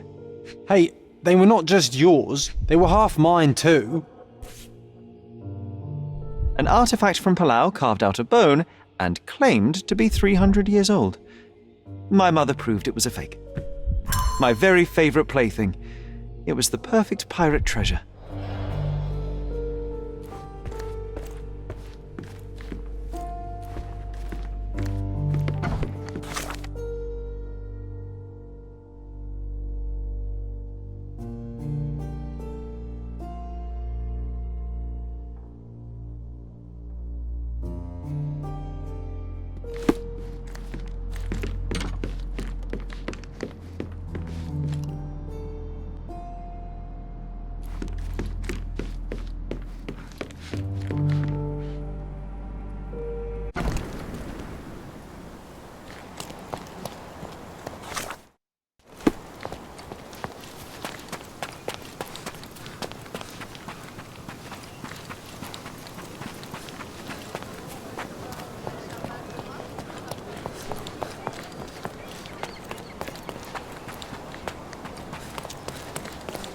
That wretch Goliath would murder us all.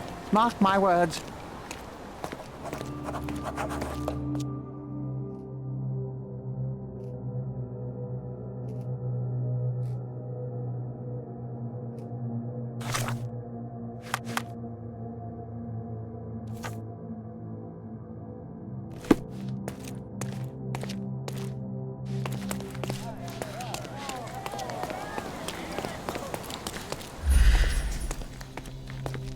Destruction and trampled ground.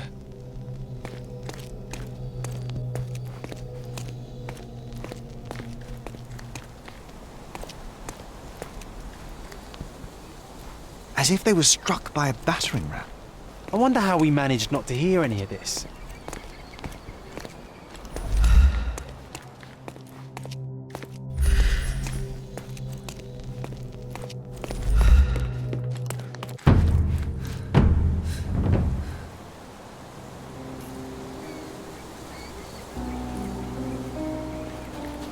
Oof, a contortionist you were not.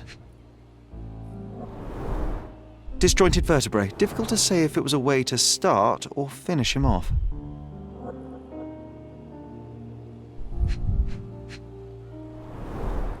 A belt from a dressing gown. Curious. A kneecap reduced to splinters.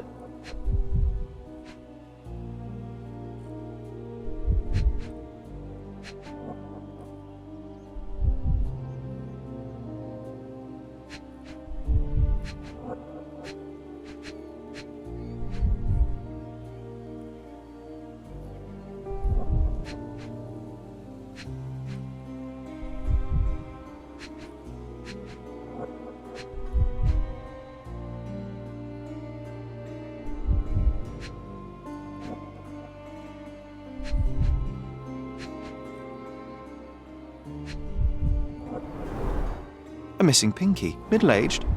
It's none other than Theodore Gilden. Oh boy, Sherlock. Another death means another question. And we shall answer the question. It's far too interesting to give it up to the police.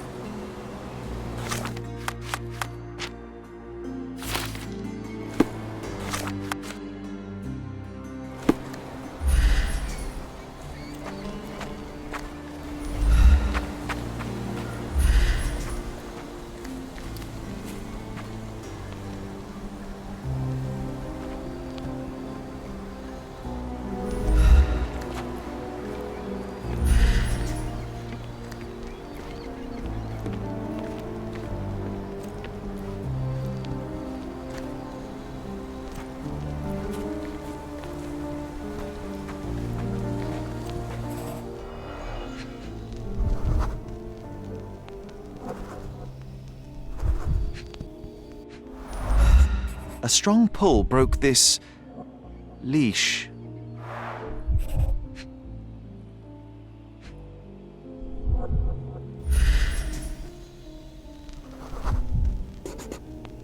Poke the elephant with this? Really? People are hopeless.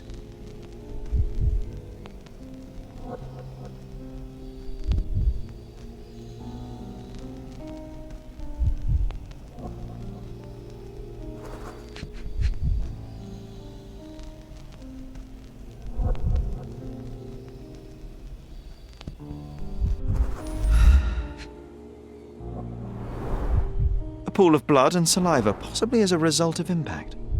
Sherlock, take a picture of the footprint. It's valuable evidence.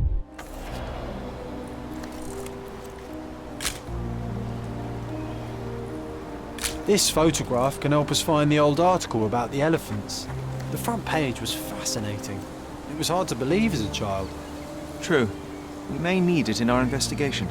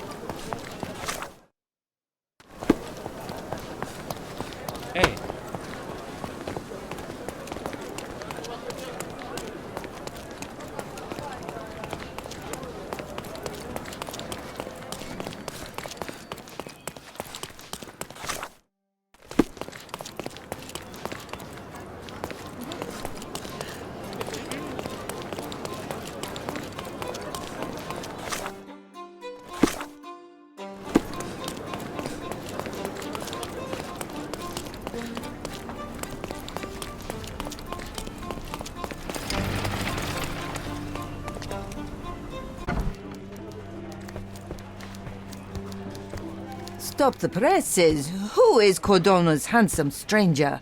Or Nosebaggerspun's local life? Wait, no. Foppish foreigner hides dark past. Oh, you've made quite the impression already, Mr. Holmes. You care to tell your side of the story? I am quite certain I have no idea as to what you refer, and I am further certain I have no interest in indulging your gossip. Gossip? The truth will come out, but will only be heard if told well. Scandal, daring-do, romance. These are the tools of every good journalist. Nothing travels faster or lasts longer than a great story. Young man, your tale will be told with or without you. My readers demand it. You already knew my name and seem aware of my doings here in Cordona. I presume this newspaper is your little endeavour? Yasmin Sertel, editor-in-chief of the Cordona Chronicle, advocate of the free press, voice of the people, scourge of the silk stocking. Charmed, I'm sure. As an advocate of the free press, I trust you'll permit me to consult your archives? There are gaps in my knowledge of Cordona. Oh, so my work does have merit. Well, I think we can strike a bargain. I shall provide you access, and you let me keep writing about your exploits. So be it. Brooding bachelor builds bridges. Now that's character development. I guess I owe you my gratitude. What can I say? I've always enjoyed working with the Holmes. They whisper such interesting things.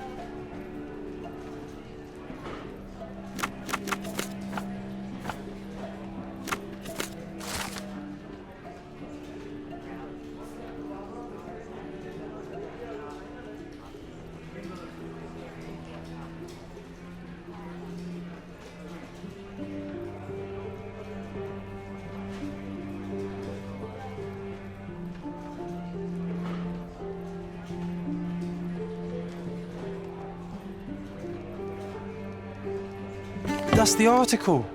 Feeling old already?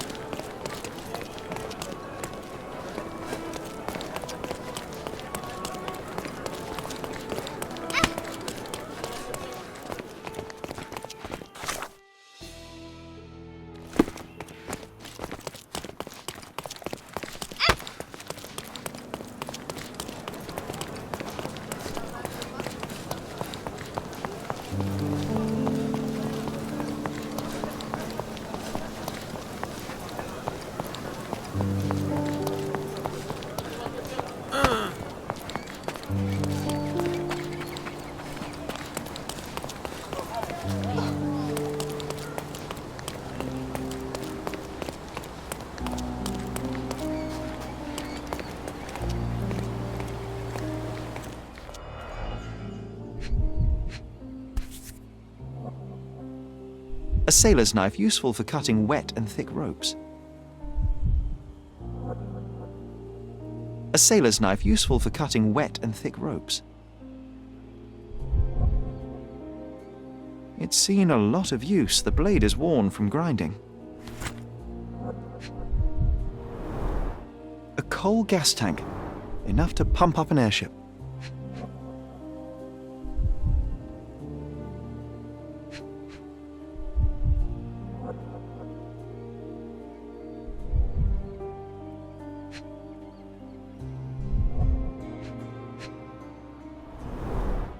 Fresh signs of impact. A rough landing led to an altercation with this shed.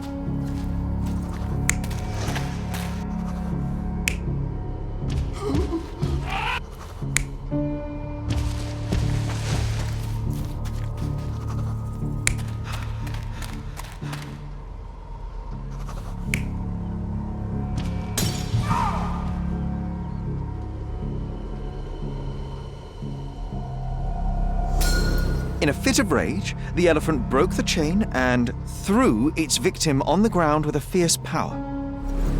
Escaping the scene, it pulled the body with it, but dropped it at the gate. At least some of this was witnessed by a third party who was hurled against the shed. The elephant can't have gone too far. I can still track it. Well, suppose you find it. Then what? Push it all the way back to the manor?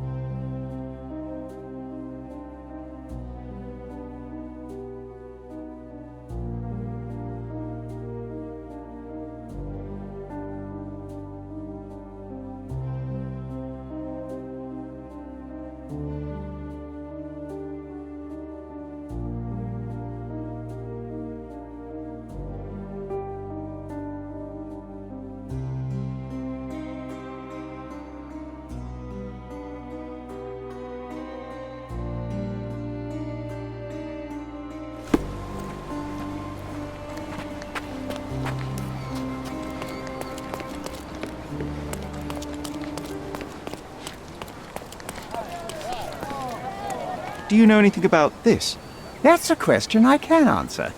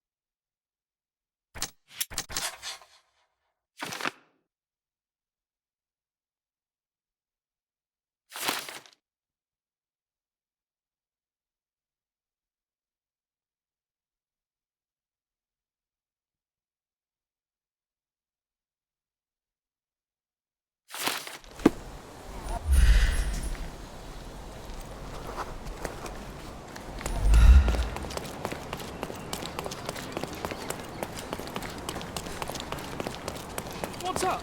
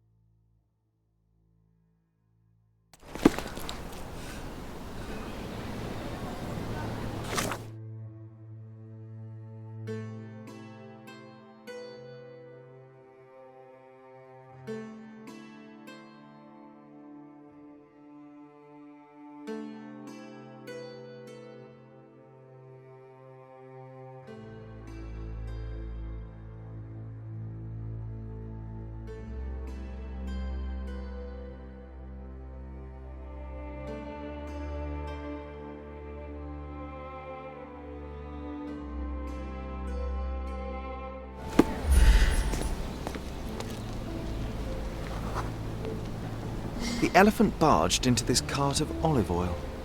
What if we're lucky and he slipped and fell somewhere along the way?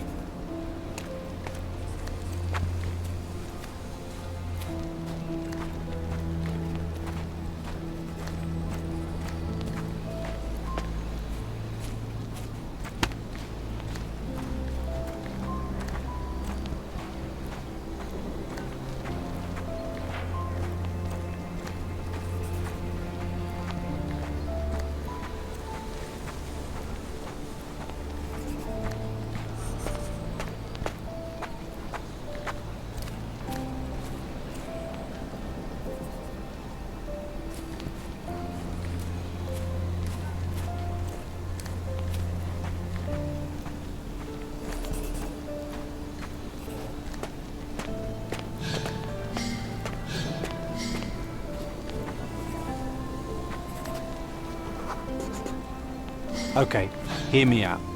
If an elephant falls in the forest and there's no one around to... John, no. Oh, you're such a killjoy.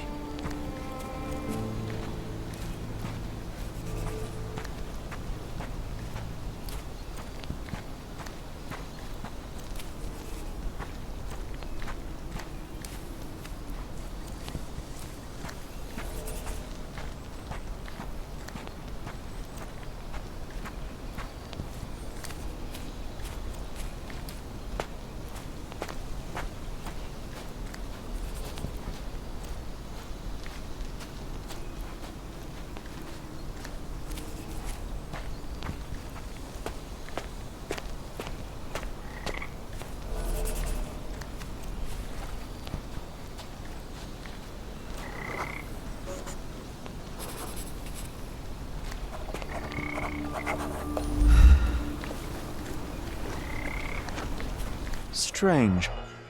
It was hung with care.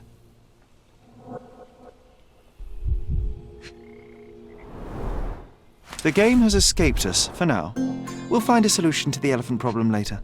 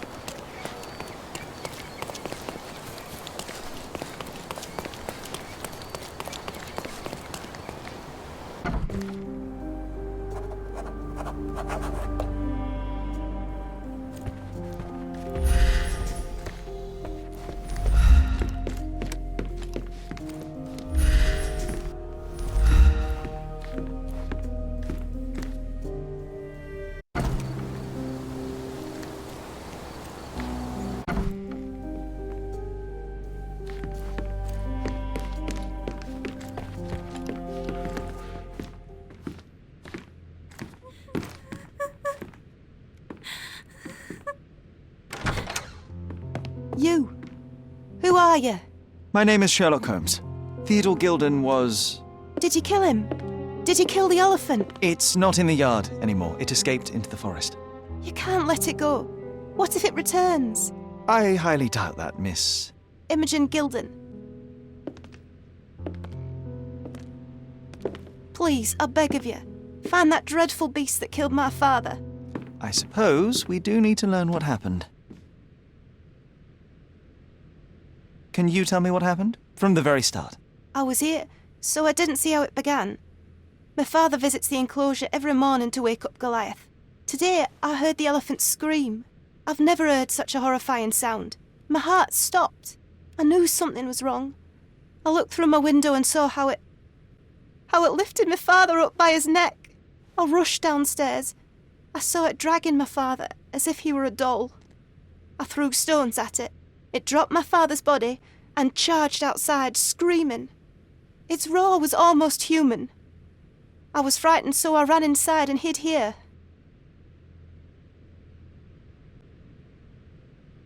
That is a terrifying experience, Miss Gilden. I'm sorry you had to go through it. Thank you. Goliath must be caught, Mr. Holmes. Well, thank you for the information, Miss Gilden. I did have some questions for your father. Perhaps you might help me with them? I wasn't privy to much of my father's life, and it's very hard to think of anything at all with Goliath still loose. Please, Mr. Holmes. Very well. Do you mind if I ask you more questions if I find anything that might help? Anything to catch that monster. Miss Gilden, I was on this island 10 years ago, and your father knew my mother. I believe I even had the opportunity to ride that balloon outside, but I do not recall seeing you. I lived at my late mother's in Sheffield at the time. I'm in no spirit to reminisce right now. The elephant is out there. You've never heard the name Violet Holmes before? Perhaps your father... Please, Mr. Holmes. With that beast roaming free, I can't think of anything. Very well. I have to leave you for now.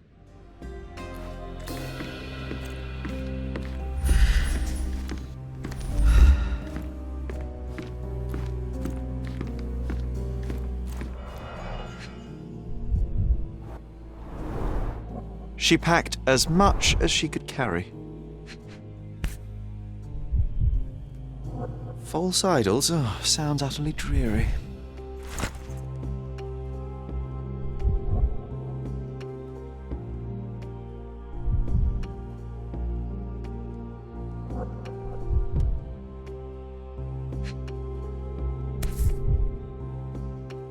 The same dull poses on all romantic photographs.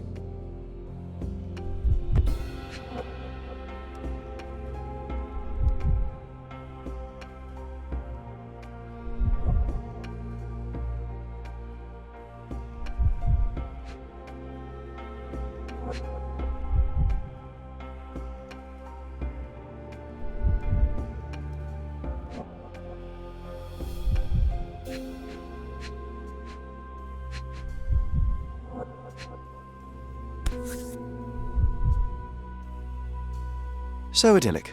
Enjoy your happily ever after before it stales. Hey, Sherry, we need to talk. You found false idols. We need to find the remaining two. What does bazooka even mean? Would this paper be good for anything but blowing one's nose on? They're not rubbish, Sherry. There's something more. I'm serious. Very well. I doubt it'll be worth it, but I will find them for you, John. You'll thank me later. They're some of the most imaginative books I've ever read. What did you say? Speaking aloud helps me think.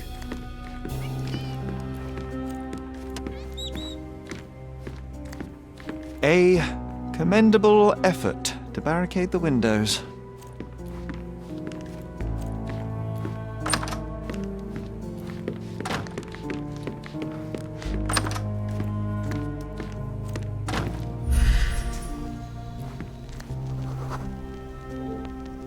The nicest spot in the room.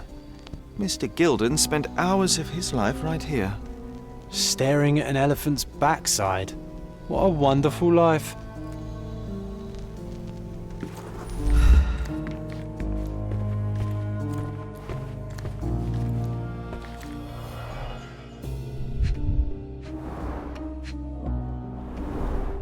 A relatively functional choice to replace the finger.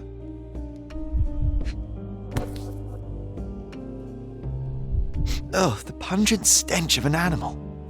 Did Theodore seek some pink elephants with this?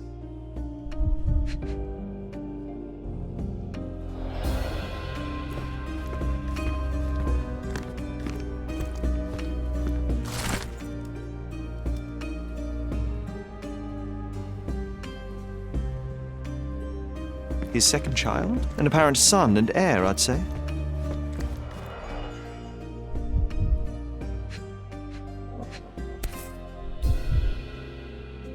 I think Miss Gilden has barely matured.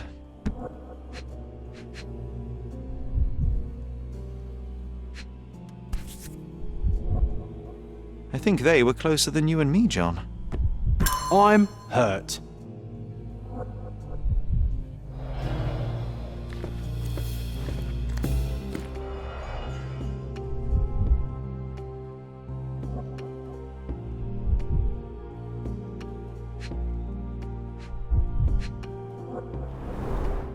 A partnership annulled with a single stroke of a pen.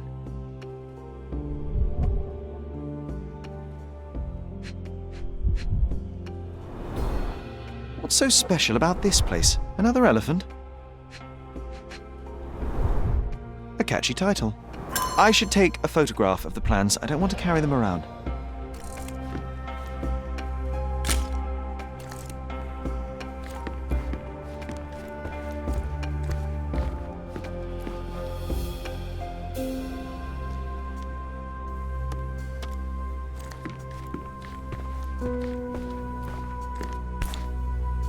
Mother. It's nice to see her young and smiling. From before Mycroft was born, our family loves to prod at the past. Holmes's desire Quite to the rake spectrum. up the past is From the hereditary. history of the Roman Empire to conspiracy theories of the French Revolution.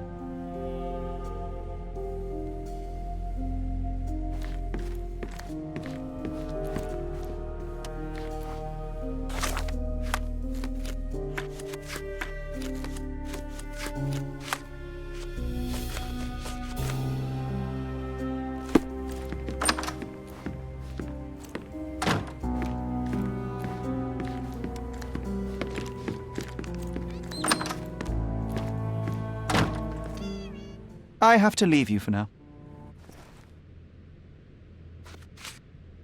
A. Swift, is this name familiar to you? Your father had it removed from this plan. Oh, that's Arthur Swift. I've seen him a couple of times here. He works with my father in the old city, digging up something ancient. He is an archaeologist? That's the word, yes. But to be truthful, I really don't think Mr. Swift is fit to be one. I've just learnt a lot about archaeology from my favourite book series. Oh, they are page-turners. Inspirational, I'm sure, but would you happen to know where this Mr. Swift might be found? I don't, but perhaps you can find out somewhere. My father's work with him is all official. Lots of boring legal papers with signatures and stuff. I have to leave you for now.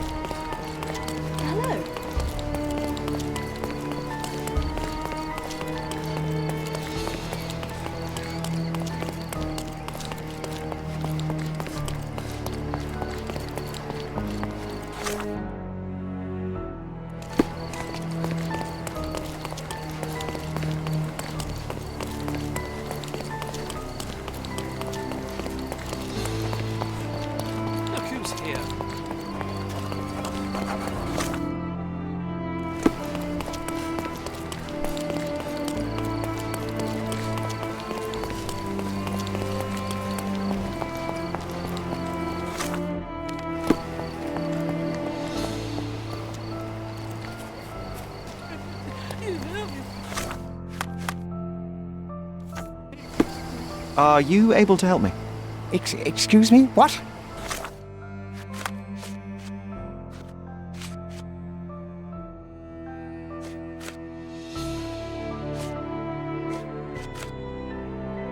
I'm not sure I know. Is this familiar to you? I can't help you with that, sir.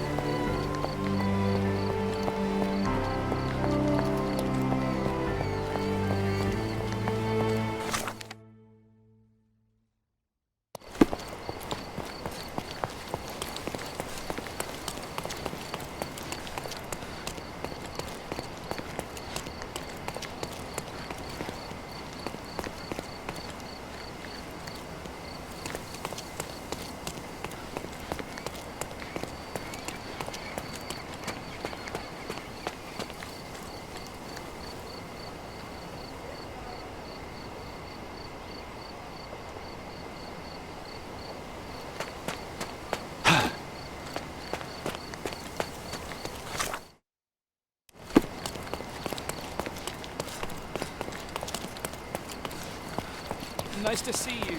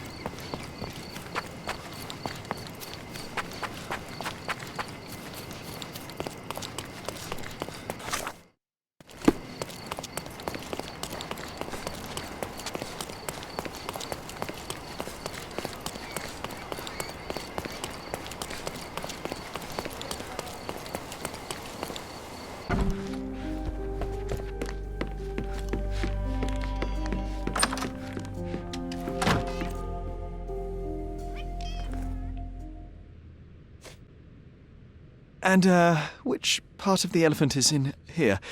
It's quite pungent. Oh, that. It's elephant sweat. Father believed that it might replace traditional ambergris. Well, that's true entrepreneur spirit.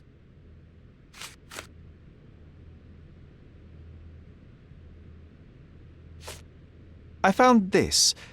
Who's this young lad next to you, your faithful knight? Paul. He's my pirate. He's not really a pirate. I just call him that.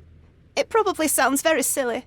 Your secret is safe in my hands. Does Paul work somewhere? What is his surname? His name is Paul Perks. He and his yacht Whirlpool are the champions of the Salacia Yacht Club. He sails there. I'll show you where it is on the map if you need to meet him. A yachting champion? Well, that will be a first. I prefer dry land. And so does my suit. These bags of yours, it looks as if you've packed your entire room. Were you planning on going somewhere? My partner and I, we wanted a change, a fresh start abroad. But now I have to stay here. Here, an orphan. How can you read something like this? It's hard to swallow, and that's not due to the hard cover. You're hardly serious. Any library without Nabe and Laura is incomplete. If you can read, then these books are an absolute must. Love and adventure. They're about life. Oh, I wasn't aware that exploding pyramids were a part of daily life on Cordona. You haven't seen life, so you might try reading about it at least. I've nothing to say about this. Had Goliath been aggressive before? It's dangerous, but it was never aggressive near my father. My father would do anything for Goliath. All the elephant had to do was clap its ears. You envied him, the elephant, I mean? Our house is called the House of Ivory. I've heard some people refer to me as the Ivory Girl. And my room stinks of the animal, as if it's me who lives in a pen and not Goliath. It's not envy, Mr. Holmes. It's just incredibly difficult to live like this. Did you observe anyone else in the yard? Any of your servants, perhaps? Servants? Do you imagine that we would have any with Goliath? No one wishes to work in this house, even for double pay. I didn't see anyone else. Only my father and that diabolical beast. It's chilling to think the monster is free.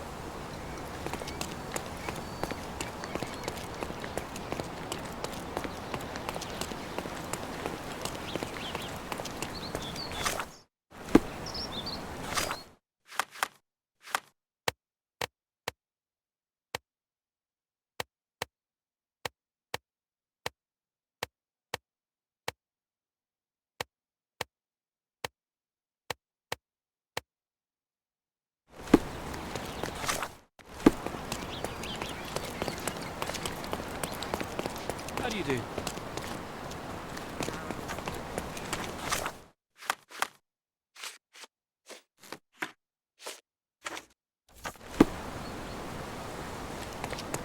Could you help me? That's a question I can answer.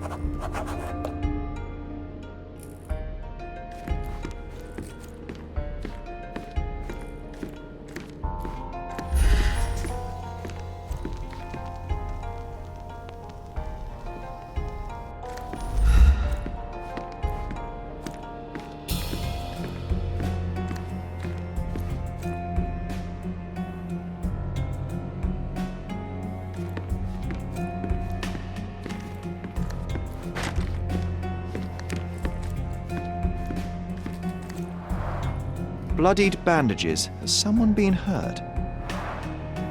Where would a champion hide a key?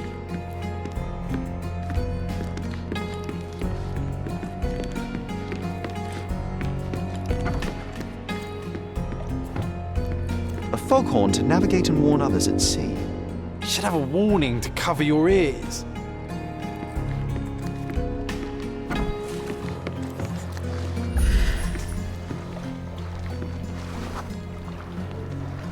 The champion's whirlpool. Pools bread and butter.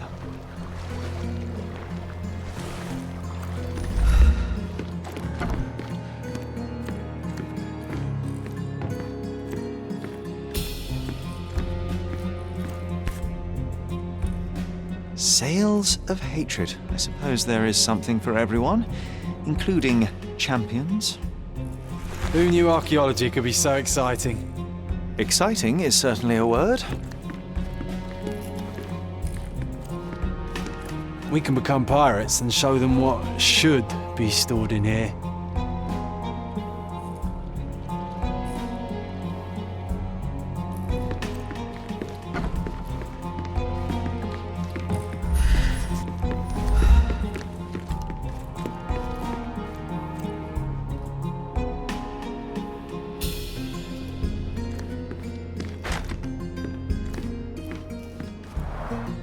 Bloodied bandages. Has someone been hurt?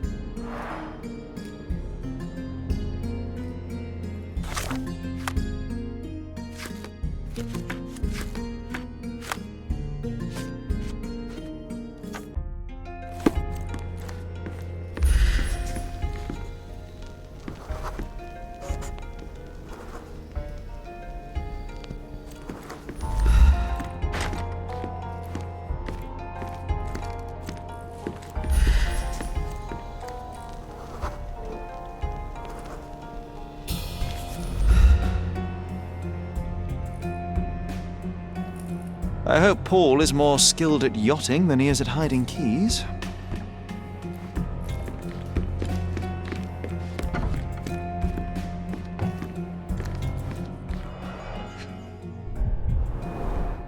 To earn big, you have to spend big.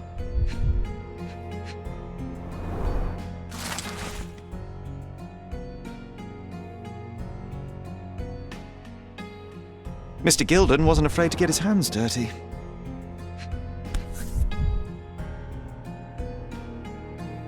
An interesting place for a message to a champion.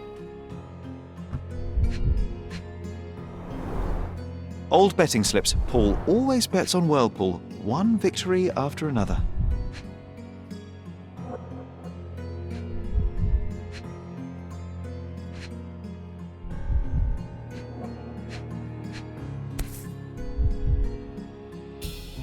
An additional earnings to sweeten the victory.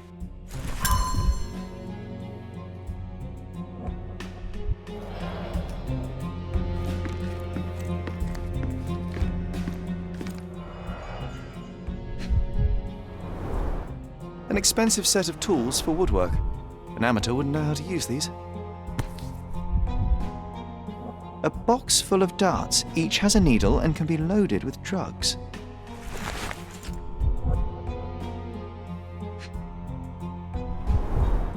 Shipbuilding, shipwright's tricks, sail weaving.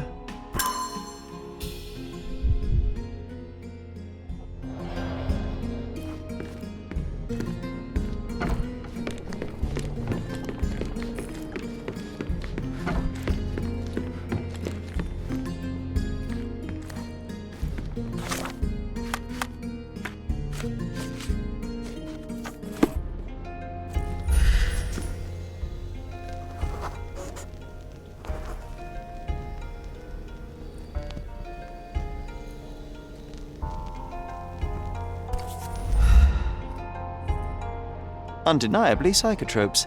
Not for toothache, I think.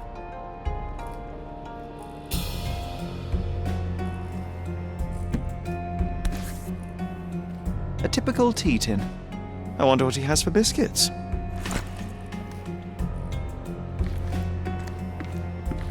We can become pirates and show them what should be stored in here.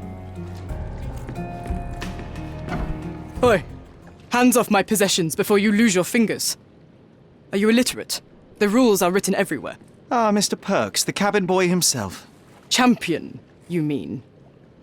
I was right. You are illiterate. I think a couple of shiners might teach you. One last chance. Who are you? I am a friend of Theodore Gilden. My name is Sherlock Holmes. I need a few words from you about... Get out of here. I'm not joking. Leave this place before you have cause to regret it. I will use force. Do the police still throw people in prison for smuggling? Oh yes, with you helpless and handcuffed, I'd learn a few more secrets.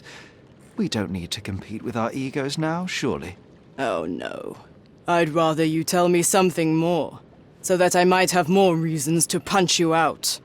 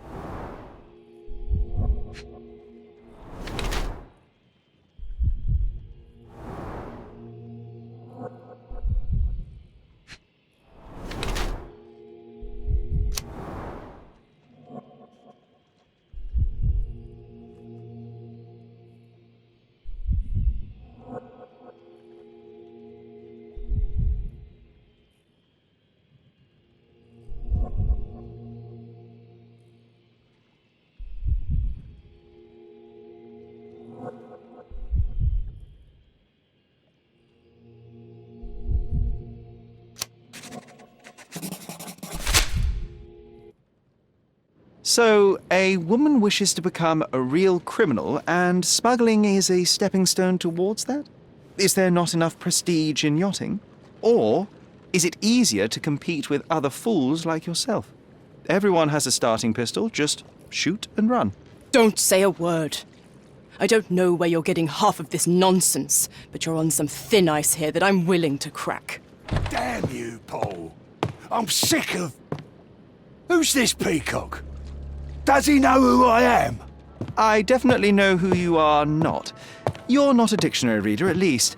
I wanted to see how you... pals interact with each other in your natural habitat.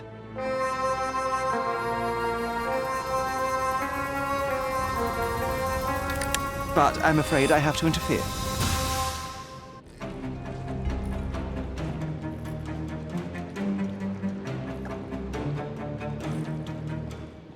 I'm coming.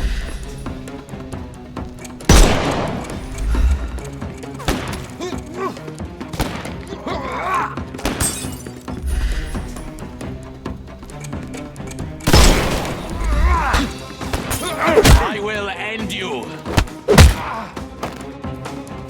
Weaken him first. I couldn't miss the party.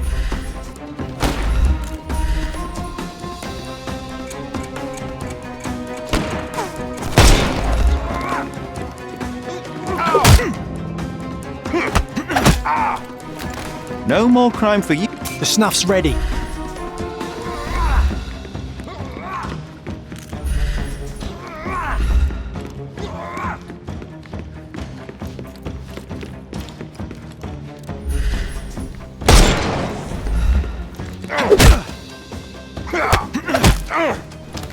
Take a rest, my... Give him the pepper snuff.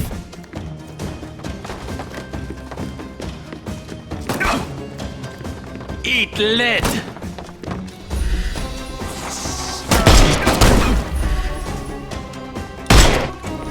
I couldn't miss the party.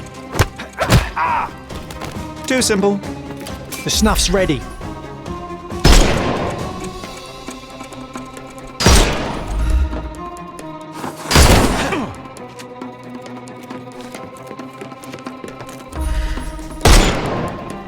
Time to knock this guy out.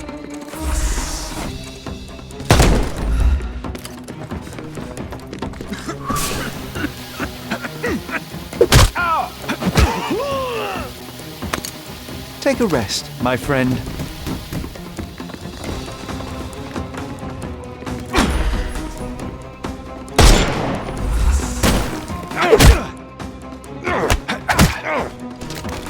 Don't cry, you'll... Give him the pepper snuff.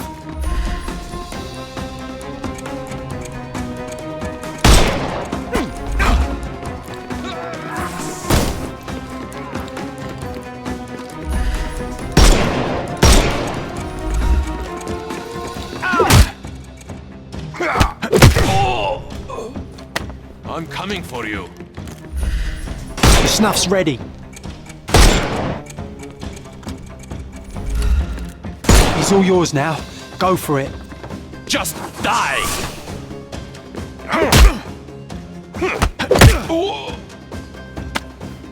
Don't cry, you'll live.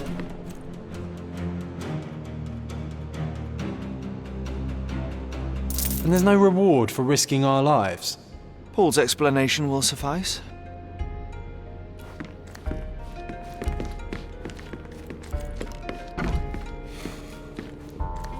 Your fellow mariners have a strange way of showing hospitality. They were not my friends. Are you sure? I would rather risk my neck for someone who's at least honest and thankful. Perhaps then don't enter someone's life and be so judgmental, pretending you're better than they are. Then give me your perspective and allow me to see through your eyes. What were you doing this morning, Miss Perks? Don't call me that. I'm a champion. I was sailing. The other club members told me that you missed the race this morning. Do champions not need to practice? Ugh, you've talked with them already. No, I wasn't racing. I visited the doctor after that attack on me, and then I had to honor the deal with the bandits you just took care of. I tried to tell you before, but your partners interrupted. Have you heard the news? Theodore Gilden is dead. Do you have anything to say? Well, what a shock. To me, he was an angry old ogre. Good riddance. Was it Goliath that killed him? Did it crush him? Break his bones? Come on, tell me. I want all the details. You have an unusual way of showing grief. Imogen wouldn't appreciate that. But yes, the animal could have been involved. It's poetic in a way, isn't it? It takes a beast to kill a monster. I wish I could have been that elephant. This business of yours, you should be more careful. Ruining your life at such a young age is ridiculous. I am careful. Except for you, no one has noticed where I store the smuggled goods. If the police arrive, there's no link to me. It's common storage, not exclusively mine. I don't know what you're suggesting. I don't know what you're suggesting. You smuggle illicit psychotropes on your yacht. Not a delivery for the hospital, I'm sure. Of course not. I've had to cut corners to earn some money. How might a person afford to pay for a yacht in an honest way? I don't know, although I'm smart. The buyers are my customers. Adults who are willing to pay for their pleasure, or weapons for jewels. Whatever they want me to deliver. Nothing criminal. Well, it's your lucky day. I'm not here because of smuggling. Have you tasted this tea yourself? I wouldn't have been a champion if I had used it. It's just a side business that keeps my career afloat. It's quite expensive to compete in yachting. Sometimes I cut corners. Such as fixing Whirlpool yourself? Exactly. And sometimes I just have to pay. That's how I earn money. I don't sell slaves or take the last mangear from a poor family. Look what I found. A box full of darts. Hey, that's mine. I confiscated it. These darts appear to be filled with something. Poison? How powerful is it? It's strychnine. Enough to instantly kill a small rodent. I haven't tried it on a human. Yet. I hope you know what you're doing. Could it immobilize a larger animal, say, an elephant? I've never tried, but I have wondered. It seems as though Theodore Gilden hung a sword of Damocles over your life and career. Were these only words, or something more serious? Check my forearm. Pulled muscles and bruises. Small cuts. Nothing that you could call serious. I doubt that a man in his late 50s could wrestle you. It wasn't him. He behaved like a rat and hired brutes. His boys tried to lock my hands behind my back, but I was faster and I escaped. Was he so protective of his daughter, or was it your feminine secret that provoked him? My guess is that he was protecting his property. As he saw it, he owned Imogen, and he treated her like a piece of furniture. He didn't want his daughter to be loved by anyone. What's more painful is that Theodore didn't allow me to love his daughter. Typical. I'm not sure that your relationship with Imogen could be described as typical. Are you afraid of a woman in trousers? Now that's typical of men. Between yachts, darts, and notes from bandits, I've discovered many fascinating facts about you. But this, an installment of Nabe and Laura's adventures, why did you sully your library with this? It's a gift from Imogen. I didn't buy it. I might have turned a couple of pages, but nothing more. I swear. I will give you the benefit of the doubt, but your literary taste has put you on my blacklist. A charming picture. I've heard that champions do often pose with their trophies. Cheeky. It is a lovely trophy, though. I'm sure you will agree. What is it that you like most about her? Her naivety? Her father's money? A somewhat difficult choice. Especially now that her father is out of the equation. Does this knife seem familiar? I didn't find it in your competitor's back, to be clear. This knife is as blunt as your humor. It's a bosun's knife, but it's not mine. I wouldn't be so careless as to mislay my tools. What can you tell me about the elephant? He's smarter than some people here, including his owner. Although I feel he could be dangerous, no matter how much he's fed. Why is that? Have you ever seen Goliath attack anyone? Well, not exactly. But I saw it, abusing some poor tree during one of its walks with Theodore. The expression on that old ninny's face was priceless. But it wasn't funny to look at. Believe me, it was frightening. Imogen doesn't strike me as an industrious young lady, so I find it strange that she was busy packing up all her belongings when Mr. Gilden died. That's some favourable wind in your sails, isn't it? Is it so suspicious that a couple might embark on a trip? I wanted to thank her, so we planned to go travelling. A Theodore-free place, without elephants. The timing of it is suspicious, however. Your lady friend becomes an orphan and heir, and there's a planned trip directly afterwards. An improvised romantic dinner will never please a spoilt girl. A planned voyage might. It's not spur of the moment. I don't know what this means. A. Swift. Are you familiar with this name? The gentleman had business with Mr. Gilden. Likely just another strange and wrinkled fellow like old Gilden was. Perhaps this Swift person has a rhino, and they wanted to see which pet was stronger. In other words, I don't know who he is, but I bet he's crazy like Theodore. I doubt that court owner has ever boasted a battle arena for that size of mammal. You have an interesting imagination.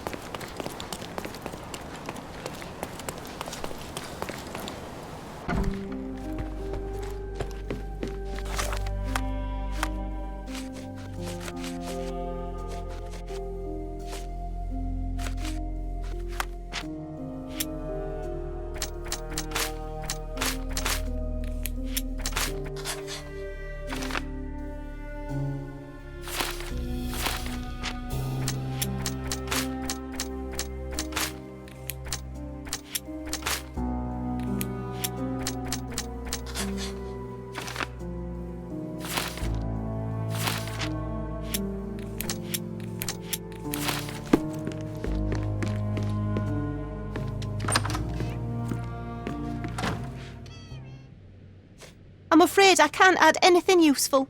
Have you seen what your father sent to Paul? This is despicable.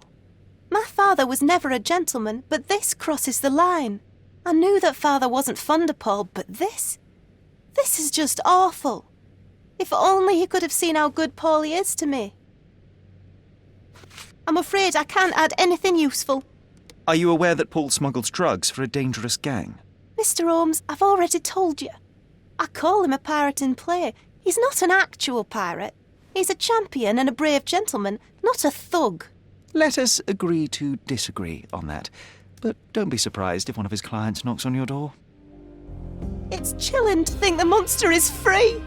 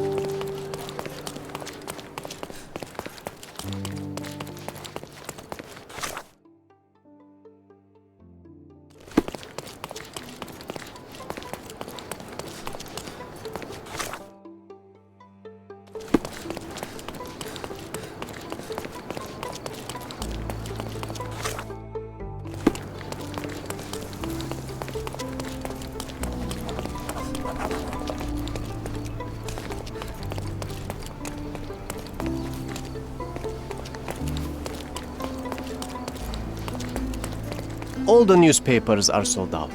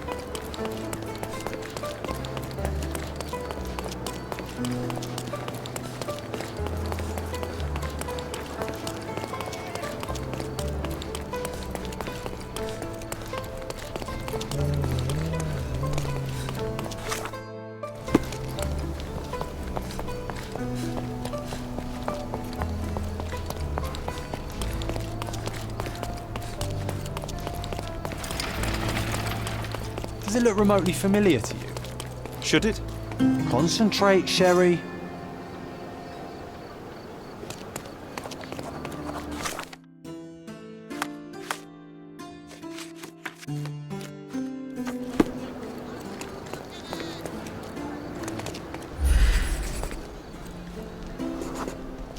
A large crowd gathered.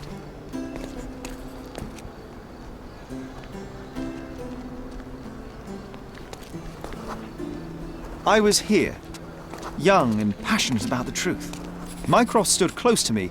He was keen on my attending every official event, that I might prepare myself for the Crown service. Lucky for you, that was the last time he did it. There was a stage here, a tribute.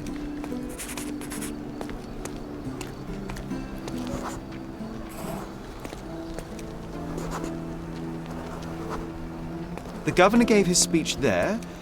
He was lying through his teeth and nobody noticed, or didn't want to, but I noticed. I was extremely irritated by his lies. I shouted my opinions very loudly for everyone to hear. The crowd went wild.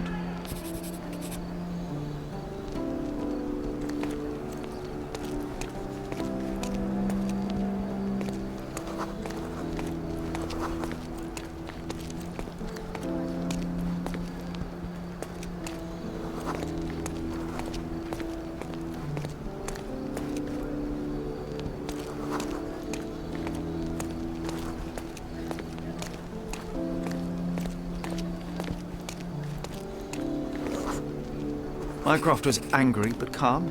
He led me away from the stage.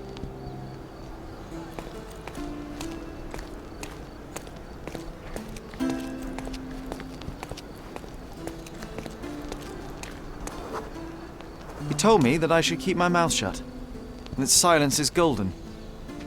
I couldn't stand for that. Behold, Sherlock Holmes's famous adherence to justice was born here.